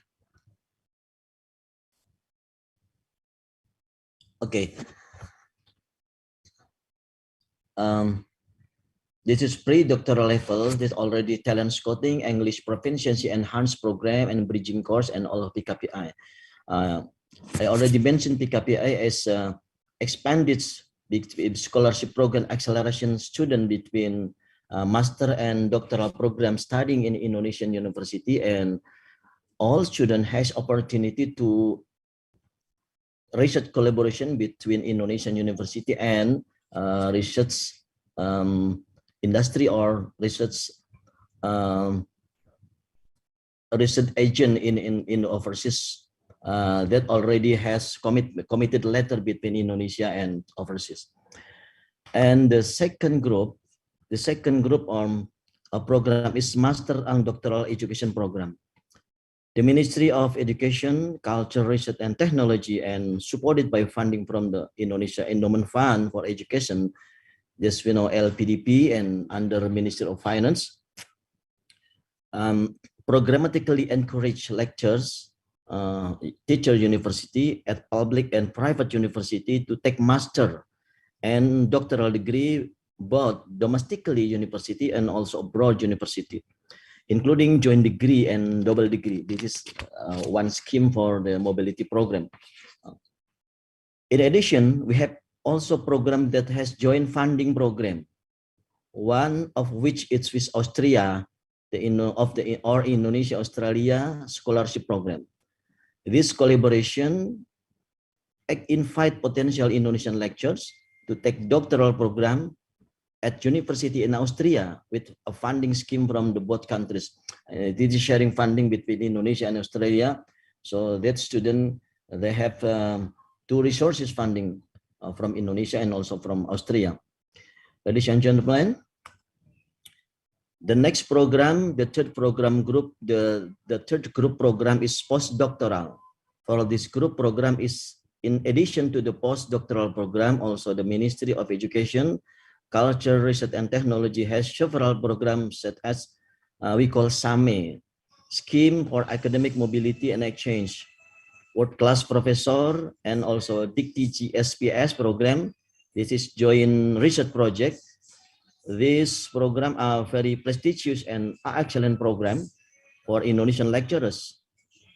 This program encourages Indonesian lecturers to collaborate in the international level with world-class professor in research activity and also in publication, joint publication between Indonesian professor and overseas university professor. Especially GSPS or Japan Society for the Promotion of Science program allow lecturer with Indonesian doctoral degree to collaborate with Japanese researchers on the research project. We hope that collaboration like this will also be carried out with other countries, especially USA, UK, and Australia, and other countries in the world. That's have a potential collaboration between abroad and Indonesian university. And the last, we have also scholarship from the overseas partner. Finally, we also have scholarship program with partner band abroad, SIARSA, full MS and PhD, master degree and PhD, especially for SIAME member countries.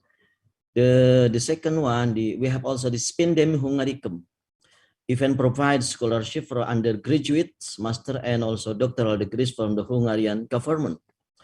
And finally, we have also the Ernst March Grand Asia United UNINET's collaboration program, providing doctoral sandwich program and postdoctoral program in Austrian university with funding from the Australian government.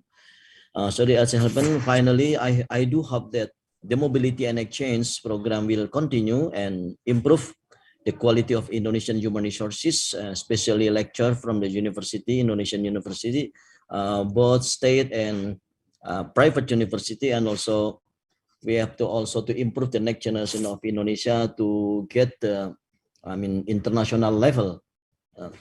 So that's my presentation about the mobility and scheme. They've also done until now, and thank you very much for Indonesian lecture and others. Assalamualaikum warahmatullahi wabarakatuh.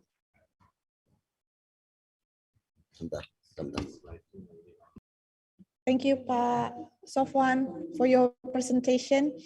I think there's probably a technical issue on the slides, but my slide is not going on. Yeah, it's not moving. Sorry. But it's okay. For all participants, we're gonna share the presentation, so feel free to read after the session, because I will send my presentation to all members. So moving on to the next session, we will I would like to invite Oliver Anderson from Us Consulting to say a few words, which basically explaining about the support that Us Consulting can offer for university in Indonesia to connect with university in these 3 countries in collaboration with Cormac Consulting. So, Oliver. Hi, everyone. Can you hear me? Yeah? Okay, great. So I won't take up too much of your time. Our company, Us Consulting, we support Cormac and several other overseas groups, developing relationships with Indonesia in the education space, either in K-12 schools, education technology, EdTech, or in this case, further and higher and adult education and the TVET sector as well. Our role is really filling some of the gaps in terms of putting the relationships together and making sure that they work in terms of the regulations and the frameworks. I see several questions pinging around there that our presenters have alluded to, particularly Tom, about the regulatory framework, and some of the universities as well, how to actually operationalize these partnerships. That's the role we play. We advise foreign groups and domestic operators within Indonesia to do that. Because as they say in English, the devil's in the detail, right? And well, more often it's the devil's in the execution, which is the most difficult part, and negotiating those regulatory frameworks. So that's the role we play. As your conversations develop, we'll probably get involved at a later stage and lend you a hand, particularly with regards to the frameworks themselves and which model, and the legalities around that, and then how to operationalize it. So fantastic opportunity. The special thanks to the Directorate. I've been involved in education in Indonesia for 25 years, and the public-private collaboration has come a long way within that time. And essentially it's down to the current administration and this Directorate in particular engaging private and public sectors to really develop higher ed and workplace skills within Indonesia and beyond. So thank you very much, everyone, and looking forward to the next session.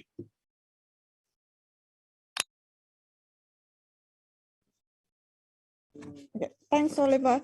So moving on to the next two sessions. So we heard all the explanation from university from 3 countries. I think it's really good for all the university in Indonesia to hear it from a very own Indonesian university who already have the exposure on TNE, so they can share what has been done so far and their experience in doing TNE. So it's going to be 2 universities, like I said in the beginning. So it's going to be 1 representative from the private sector, and then the other one is coming from the public university. So I would like to start with Pak Roni Lesmana, Head of International from University of Pajajaran in Bandung, West Java, who's going to share this case study in the particular case. So Pak Roni, over to you, Pak.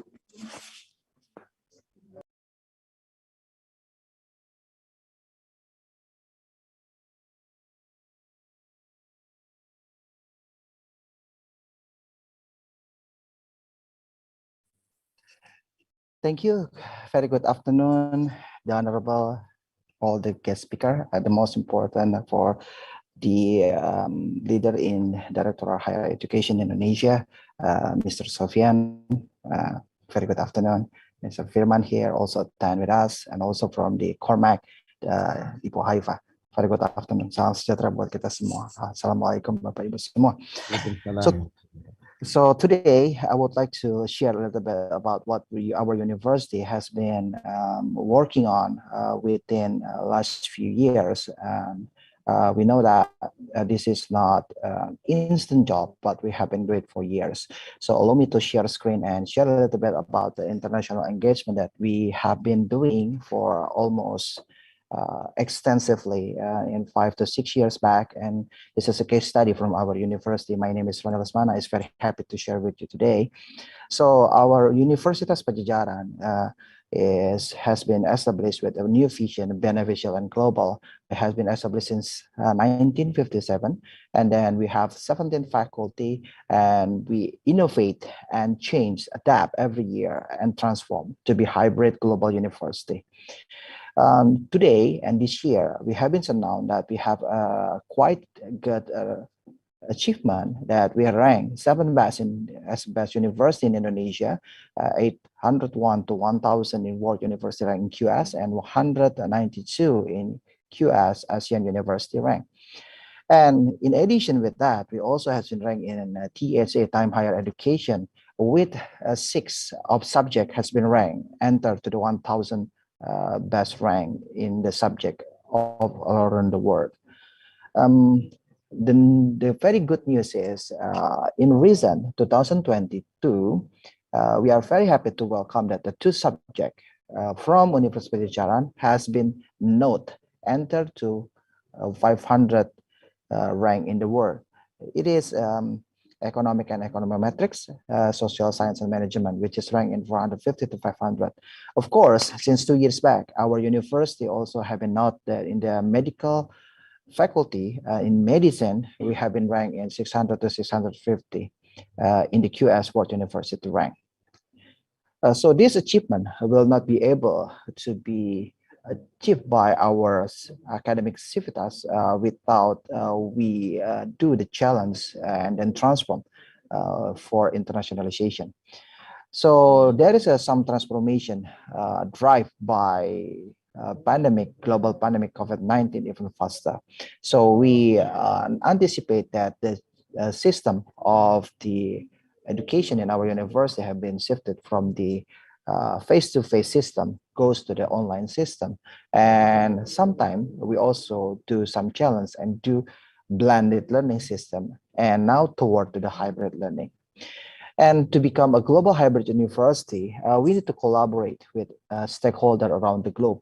And University of Pajajaran have been evolving within these 3 years to counter the pandemic and collaborate online and offline with all partners, even closer with develop several strategic programs. So if we see the current situation in our university, we have 81 institutions from 18 countries in Europe have been collaborating with us, and 13 institutions from United States, and 4 institutions in 3 countries in Africa. And in Australia, we also have 18 institutions collaborate with us. The most collaboration has been established in Asia. So in Asia continent, we have 109 institutions have MOU and collaboration with our university, and it's come from 11 countries. So if we distribute and make a map, even details from this data, we see that University of Pajajaran have a very close relation with specific Asian country, which is Japan. We have 48 MOU across the university in Japan. Also, if we see the data, our university also have a very close relation with a Malaysian university. We have a 22 collaboration with a Malaysian. Australia, Netherlands, Germany, USA, Thailand, UK, France, Korea, Russian, and the latest one, unfortunately, we have a very few from Vietnam and from other country, which is potential also like Ireland, Swedish, and also Switzerland. So how we utilizing our strength with those MOU, we create and develop the approach as Unpad for global research academic collaboration. So we bring research and academic collaboration as an entry point for friends to understand the character of Unpad academic and research situation and make a project together and bring it for the benefit to the society. So MOU that we have with friends across the globe, 26 of the MOU is based on research activity. So this is the prominent researcher that we try to gather and drive them to join with the specific activity and targeted some funding and get some product which is can be delivered for not only publication but also for many other purposes, kind of a solid product for the market or for the implementation based on the technology or based on the knowledge background theory. Example to develop the concern about the harmful effect of the smoking, we developed a specific project with Catania University in Italy, and this project is funded fully from the COEHAR and ICLAT from the Italian and European funder. So we running this specific project, included many lecturers and also students from our site, and this project support the student and lecturer to go and come based on the funding to Italy and other countries in Europe.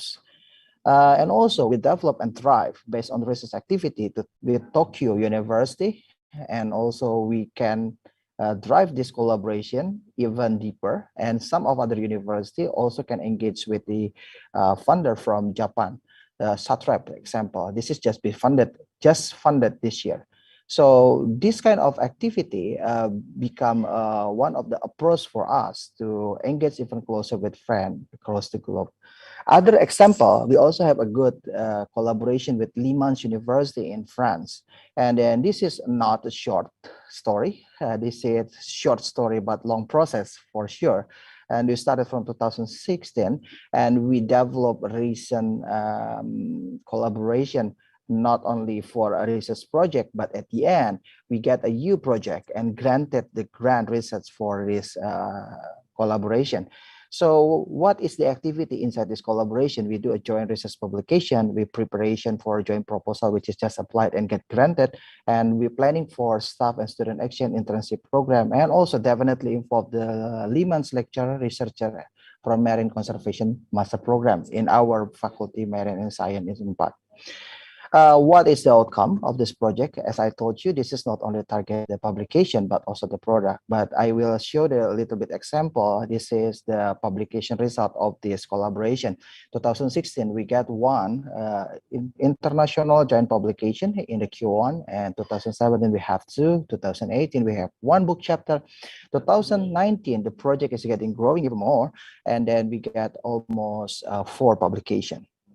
And if we see here, the second approach is we also develop the international research project. So the project is not only based on academic, on research, but also based on academic. So we created the academic approach system and conservation project by design with some university kind of from UK is Newcastle University. We also developed the international academic system and preservation with the University of Philippines. The third approaches that you just want to highlight is about international academic program. We included some of the lecturer from the well-known university, included Gunma University, for example, and we create the international online classes involving many of students. But this is only example. We have 17 faculty, so we have a bunch of international virtual lecture and online classes with friends across the globe. And we create also the training online course system. We create the summer program, this is also have been connected with the International Certification Training Foundation, or the bureau who accreditate and give the acknowledge about the some skills accreditation process for a specific knowledge background.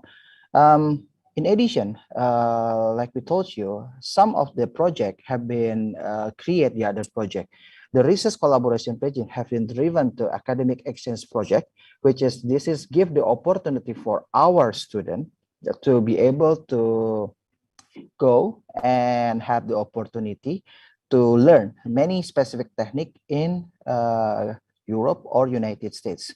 So the ISPM exchange program has been developed from the research project of Koehar University Catania with Unpad project. So one project could create the other project. So by bringing the right person in the right place to create and collaborate in the good project, it will create a many project which can enhance the global exposure for not only for the lecturer but also for the student, and bring benefit for the university for sure. So as a summary, let me take a short as this that global pandemic drive adaptation and transformation of international of University Jaran. And Unpad Global Universal Network is one of Unpad strategy approaches to be more beneficial and global. And for our take-home message, which is very important, elaborate academic and research, and definitely community engagement as a machinery for synergizing the transnational Unpad. This is one of the approaches that maybe can be considered by the other university who become an audience today to also use the same strategy, how we will bring our university to be more transnational or to be more international and bring the benefit for sure for the global society. So thank you so much. I'm very happy with the opportunity. I will return back to the Ibu Haifa. Thank you so much. Thank you, Pak Roni. That's very insightful, and I'm sure it's useful for all the audience, especially Indonesian University, to learn from the program that has been done by University of Pajajaran. That's a lot of collaboration, Pak Roni. So I hope at least don't look at big things just yet. Just start slowly. Probably, other university can start at, small and just one program and see which one works, which one is not. So we can learn and then share to everyone, so everyone can benefit for this TNE collaboration.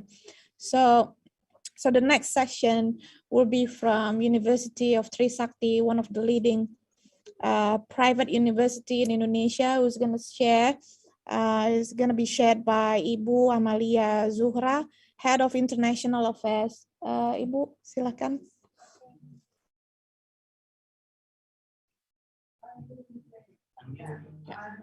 Oke, terima kasih Ibu Haifa. Good afternoon, ladies and gentlemen, Bapak, Ibu-Ibu. Honorable Director General of Higher Education, Research and Technology, Secretary of Director General of Higher Education, Research and Technology, Director of Institutional Affairs, fellow speakers, and all participants from Indonesian universities.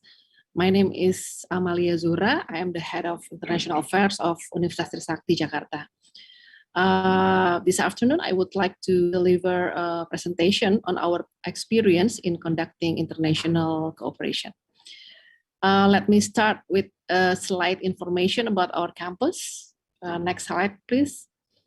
Okay, Universitas Trisakti is a leading and the oldest private university in Indonesia. We are established in 1965, and our vision is to become a reliable international standard university, considering local values in developing science, technology, art, and culture in order to improve the quality of life and civilization. We have motto, one-stop learning for sustainable development, and we incorporate technology, entrepreneurship, green concept, and local values in our curriculum and programs. So our research mainly concerns on the respective areas. Our campus have several strengths here, such as we provide 46 study programs, expand in 9 faculties. We have Faculty of Law, Faculty of Economics and Business, Faculty of Medicine, Faculty of Dentistry, Faculty of Civil Engineering and Planning, Faculty of Industrial Technology, Faculty of Earth, Technology and Energy, Faculty of Visual Art and Design, and the last faculty is Faculty of Landscape, Architecture and Environmental Technology.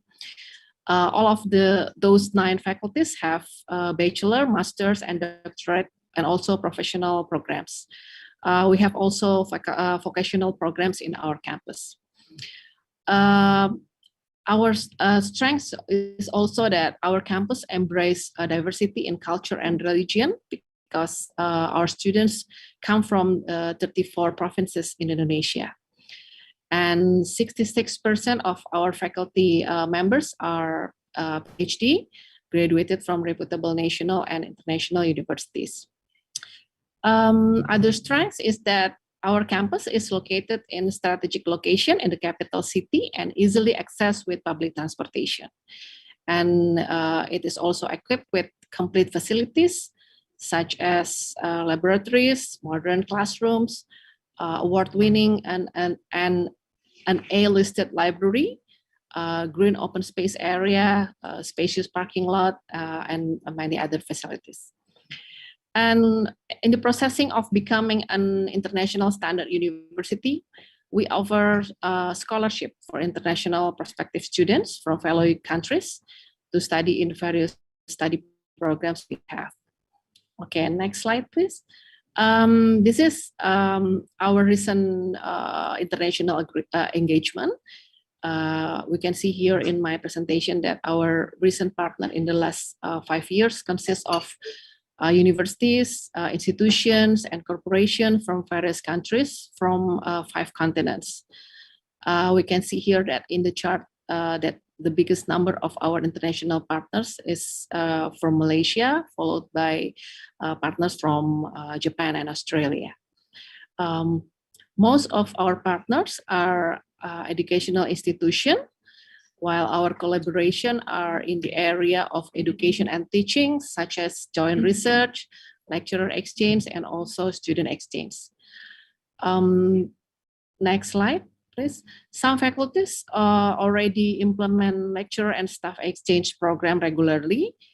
And as mentioned by Pak Roni before, actually we benefit from the pandemic situation that the exchange could be done virtually. So in the exchange program, we partner with universities from Malaysia, from Brunei Darussalam, from the United States, from Netherlands, Germany, France, and other countries.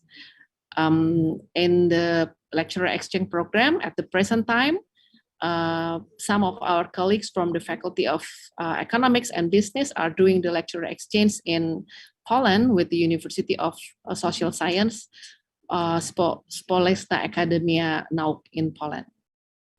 Next slide, please.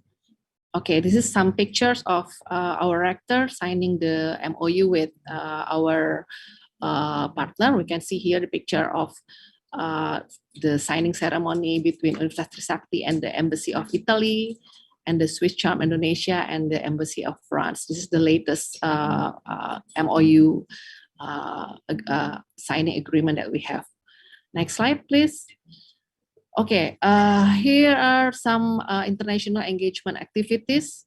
As I mentioned before, we have several students from Netherlands in our ongoing program, in the international program of Faculty of Economic and Business. And soon in the upcoming program next semester, we will host students from University Teknologi Petronas and University Teknologi Mara in Malaysia. And some of our students were awarded scholarship in ISMA program in the past 2 years. And some also took initiative to join exchange program in several universities. In joint research and grants, some of lecturers and students successfully received a research grant from national and foreign institutions and universities. And talking about the international internship, since internship is mandatory in MBKM, many of our students become interns in international cooperation and foreign embassies in Indonesia and also Indonesian embassies overseas. And again, we benefit from the pandemic situation. So for the last 2 years, we have organized numerous online international webinars with various topics in collaboration with our foreign university partners. Okay, other thing is that we have foreign language course taught by native teachers. Because in Trisakti, we have a culture center that organize several foreign language courses beside English, such as Mandarin, Italian, and Spanish.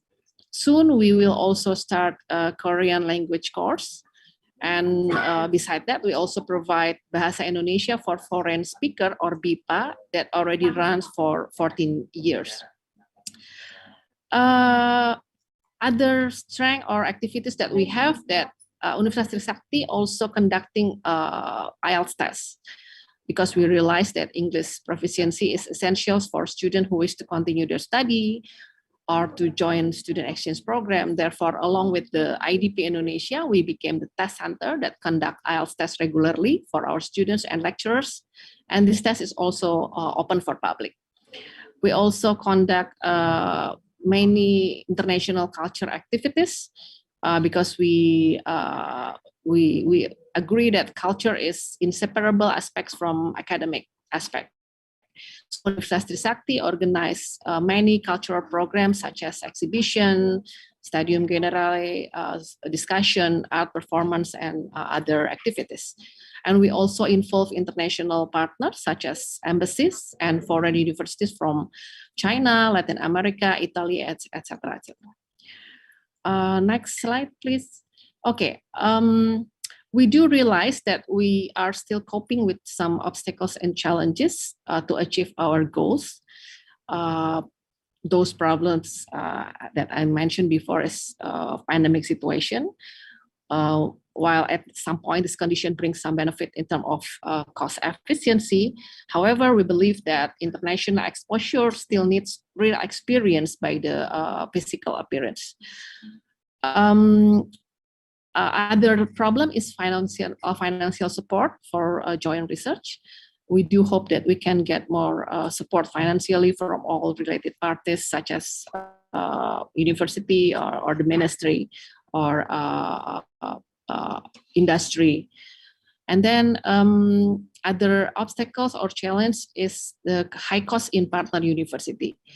This might be one of the very common issue in internationalization, because sometimes partner university charge relatively expensive costs for their courses. Other challenges is that we have limited number of international programs. Until recently, we only have one faculty that conduct the international class program, which is the Faculty of Economic and Business. And also it means also limited number of courses delivered in English, because most of our courses are still delivered in Bahasa Indonesia. So this condition will limit international students to join our program, because mostly are delivered in Bahasa Indonesia. So we are planning to establish a teacher training program to prepare our lecturers to teach in English. And the update situation is we are now in the final stage of collaboration with Griffith University in Queensland, Australia for this the teacher training program. Other challenge that we might have is the requirement to conduct the dual degree program. I believe that this is the most challenging program that we should create, the dual degree program. And preparing the dual degree program is, it's of course it's not very easy. There are several aspects to be considered, such as merging the curriculum with our university partner, and also requirement for to get the permit from the government, and internal problems such as the faculty readiness to start this program in terms of facilities and the human capital also. Okay, last challenge that we face is about the English proficiency of students and lecturers. This is also a reality that we face now, that we still need to improve our students and lecturers' ability in English. Okay, next slide, please. Based on our strategic and operational plan 2020 to 2025, there are several goals regarding internationalization and international engagement. Our first target is to increase the number of international exposures through student exchange program. As I mentioned before, we offer scholarship for prospective international students starting this year. And next year, we are going also to organize a summer program to attract more international students. Next goal is to increase the number of world-class professor or visiting professor and staff exchange. We really encourage our fellow lecturers to actively participate in doing the lecturer exchange. Our next program or our next target is to organize summer program in 2023. And we are also in the process of collaboration with the University of Queensland in Australia to conduct the summer program for the outbound program. Okay, we are also planning to preparing dual degree program in several faculties. And we are going to organize cultural events and seminars with current partner embassies. And we plan to expand our collaboration with other universities and other embassies in terms of these cultural programs. Okay, last slide, please. Okay, this is our expectation, what we expect in the future. We hope that lecturers who teach and participated in lecture exchange program maybe will get some rewards from university and the government to encourage more lecturers to be more enthusiastic in doing the lecturer exchange program. Other thing that we wish is that the requirement and the bureaucracy for opening new international program is more simple, or is simpler. Finally, we realized that the university itself should improve advanced technology, for example, in laboratory, to be equal with foreign universities. So it make us easier to create or to make a program with foreign universities. Okay, I think that is the my presentation today. I hope it will bring any beneficial for all of the participants today. Thank you, Ibu Haifa. Assalamualaikum warahmatullahi wabarakatuh. Okay, thank you, Bu Amalia. So, so that's almost the end of the session. Thank you for those who still holding on until the end of the session. There are a lot of questions that already been answered by the speakers. There are few that still remain unanswered, but unfortunately, the speakers is unavailable. So I'm gonna open the opportunity for those who still participating in this event to just use the raise hand button if you want to ask question, so we can unmute you and you can ask your question directly to the speakers. So I'll open to 3 questions for the first batch. So if anyone wants to ask question to the speakers, this is really a good opportunity for everyone in trying to clarify the doubts and questions that you have in your mind, because some of the university probably already have the thinking and the plan to do the TNE, but still pretty much confused on how to do it. So this is really a good opportunity to clarify all the doubts and questions. So feel free to ask your question. We have Pak Audi Kanab dari State University of Manado. Silakan, Pak. Baik, terima kasih atas kesempatan yang diberikan. Okay, just a minute. I think there is trouble with my connection. I want to ask to Ms. Lian Konstantin from University of St. Louis. Okay, you said that you have the new infrastructure, if I'm not mistaken, to the last presentation.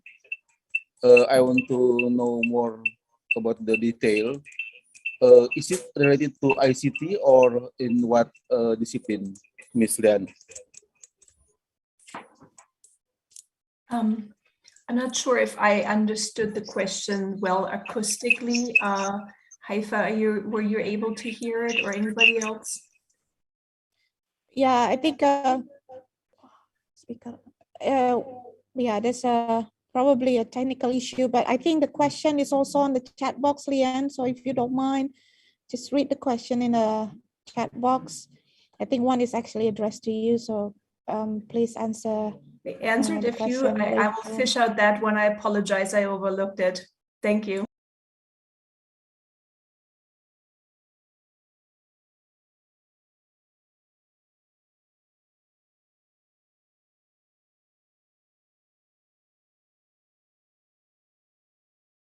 So if I may help you, Lian, there's one question asking about researcher exchange program for one term, for example, and also some of the requirements to do TNE from your perspective. Yeah, so I answered that one directly to the person who asked. So TNE, and that's fine. I'm glad to share here. So for dual degree programs, we basically look into compatibility. So if the curriculum is compatible, we have our system to approach that and to take the idea to our respective colleges and faculty and look into making that dual degree programming happen. Most of the time, so with Asian partners that have their degree structure structured like the American or the Anglo-Saxon system, it's not that difficult to reach an agreement. It's more difficult with some of the European partners. So you can reach me directly with whatever programs you might have in mind. And I can make myself available for that. Your second question regarding the regarding research exchange, we currently, ever since COVID, we do not have an active program in place where we are able to invite the researcher and cover their costs. However, this semester, we have been very pleased that the first international researchers are coming back. And as long as they are hosted by a department, we can definitely make that fly depending on what your research area is. I can also help university partners here in the call to find a potential partner. And to receive an invitation. However, the coverage, the financial coverage needs to come from the Indonesian side for the time being. Okay, thanks, Leanne. So I still invite questions from all the audience. Just use the raise hand function. It's below the your Zoom with the reaction. You can choose, or you can just put the thumbs up so I can call your name and you can ask your questions. So just while waiting for everyone to think about their questions, I would like to remind everyone to fill in the form that is shared in the chat box. So for all Indonesian university that are attending this session, if you are interested in participating in your international program and part of the TNE in collaboration with universities in UK, USA, and Australia, please fill in the forms within 2 days. So Dikti will facilitate your follow-up session with university in accordance with your programs, your priorities, and what kind of models that you actually choose. So you can have a follow-up session with the university after this session. So I think we have Aziz who wants to say something. So Aziz, over to you. Thank you, Haifa. I just wanted to add a comment. We're looking at TNE, and the case studies were really interesting and very kind of informative, and they relied, or they were primarily based on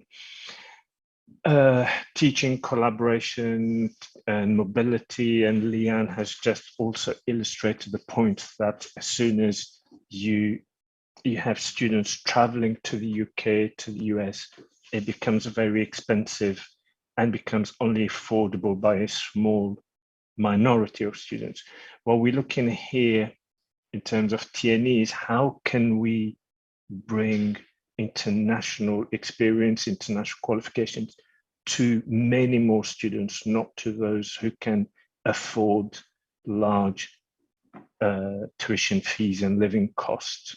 And so kind of for the international universities is kind of how can we take our program, what can we do within our regulations, what kind of models are we allowed to operate, who is the right partner for us as the international universities. And on the kind of, there are plenty of models on the menu for the local, the Indonesian universities, also to see it as kind of what kind of syllabus content do we need to bring in to take us into, we were hearing industry 4.0 and benefiting the Indonesian economy and benefiting all our students, not just those who have the financial means, and for the Indonesian authorities, whether it's the ministries or directorate, is kind of how do we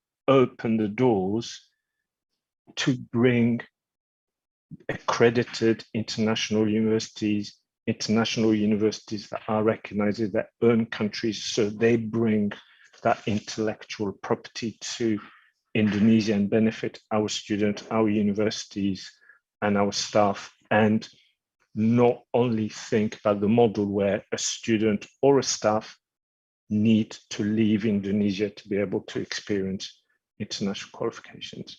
And if they're concerned locally, is to remember that an accredited, a recognized university has to treat those students exactly the same way as it treats the student on its own campus.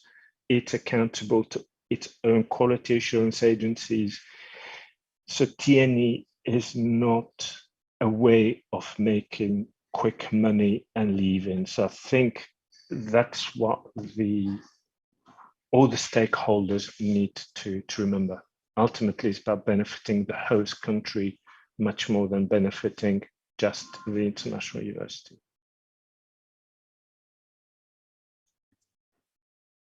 Thank you, Aziz. So again, this is really a good opportunity again to really consider doing TNE, and there's a lot of case study that has been shared today and a lot of insights that will be useful, I'm sure, as key takeaways for all the participants that is present today, to bring that back internally and discuss with your team and come back to us and try to start a small projects, probably a piloting projects in your school. It doesn't have to be like a big programs. You can start small and make sure it's doable and executable in your institution, and then we can move forward from there. So I would like to thank everyone, the speakers, Cormac Consulting, Dicty team, who is excellent in organizing these events, and thank you for all the university that is been joining us for almost 3 hours. So I hope it's really a useful session for you. And again, I would like to remind you to fill in the forms in the chat box. It's really important as a key takeaways and a follow-up after the session. And I hope more and more this kind of session will happen in the future. And feel free to contact the Dicty team to facilitate your follow-up session with any university that you have in mind. So the 3 universities kind enough to share today is not the only university that you can collaborate with.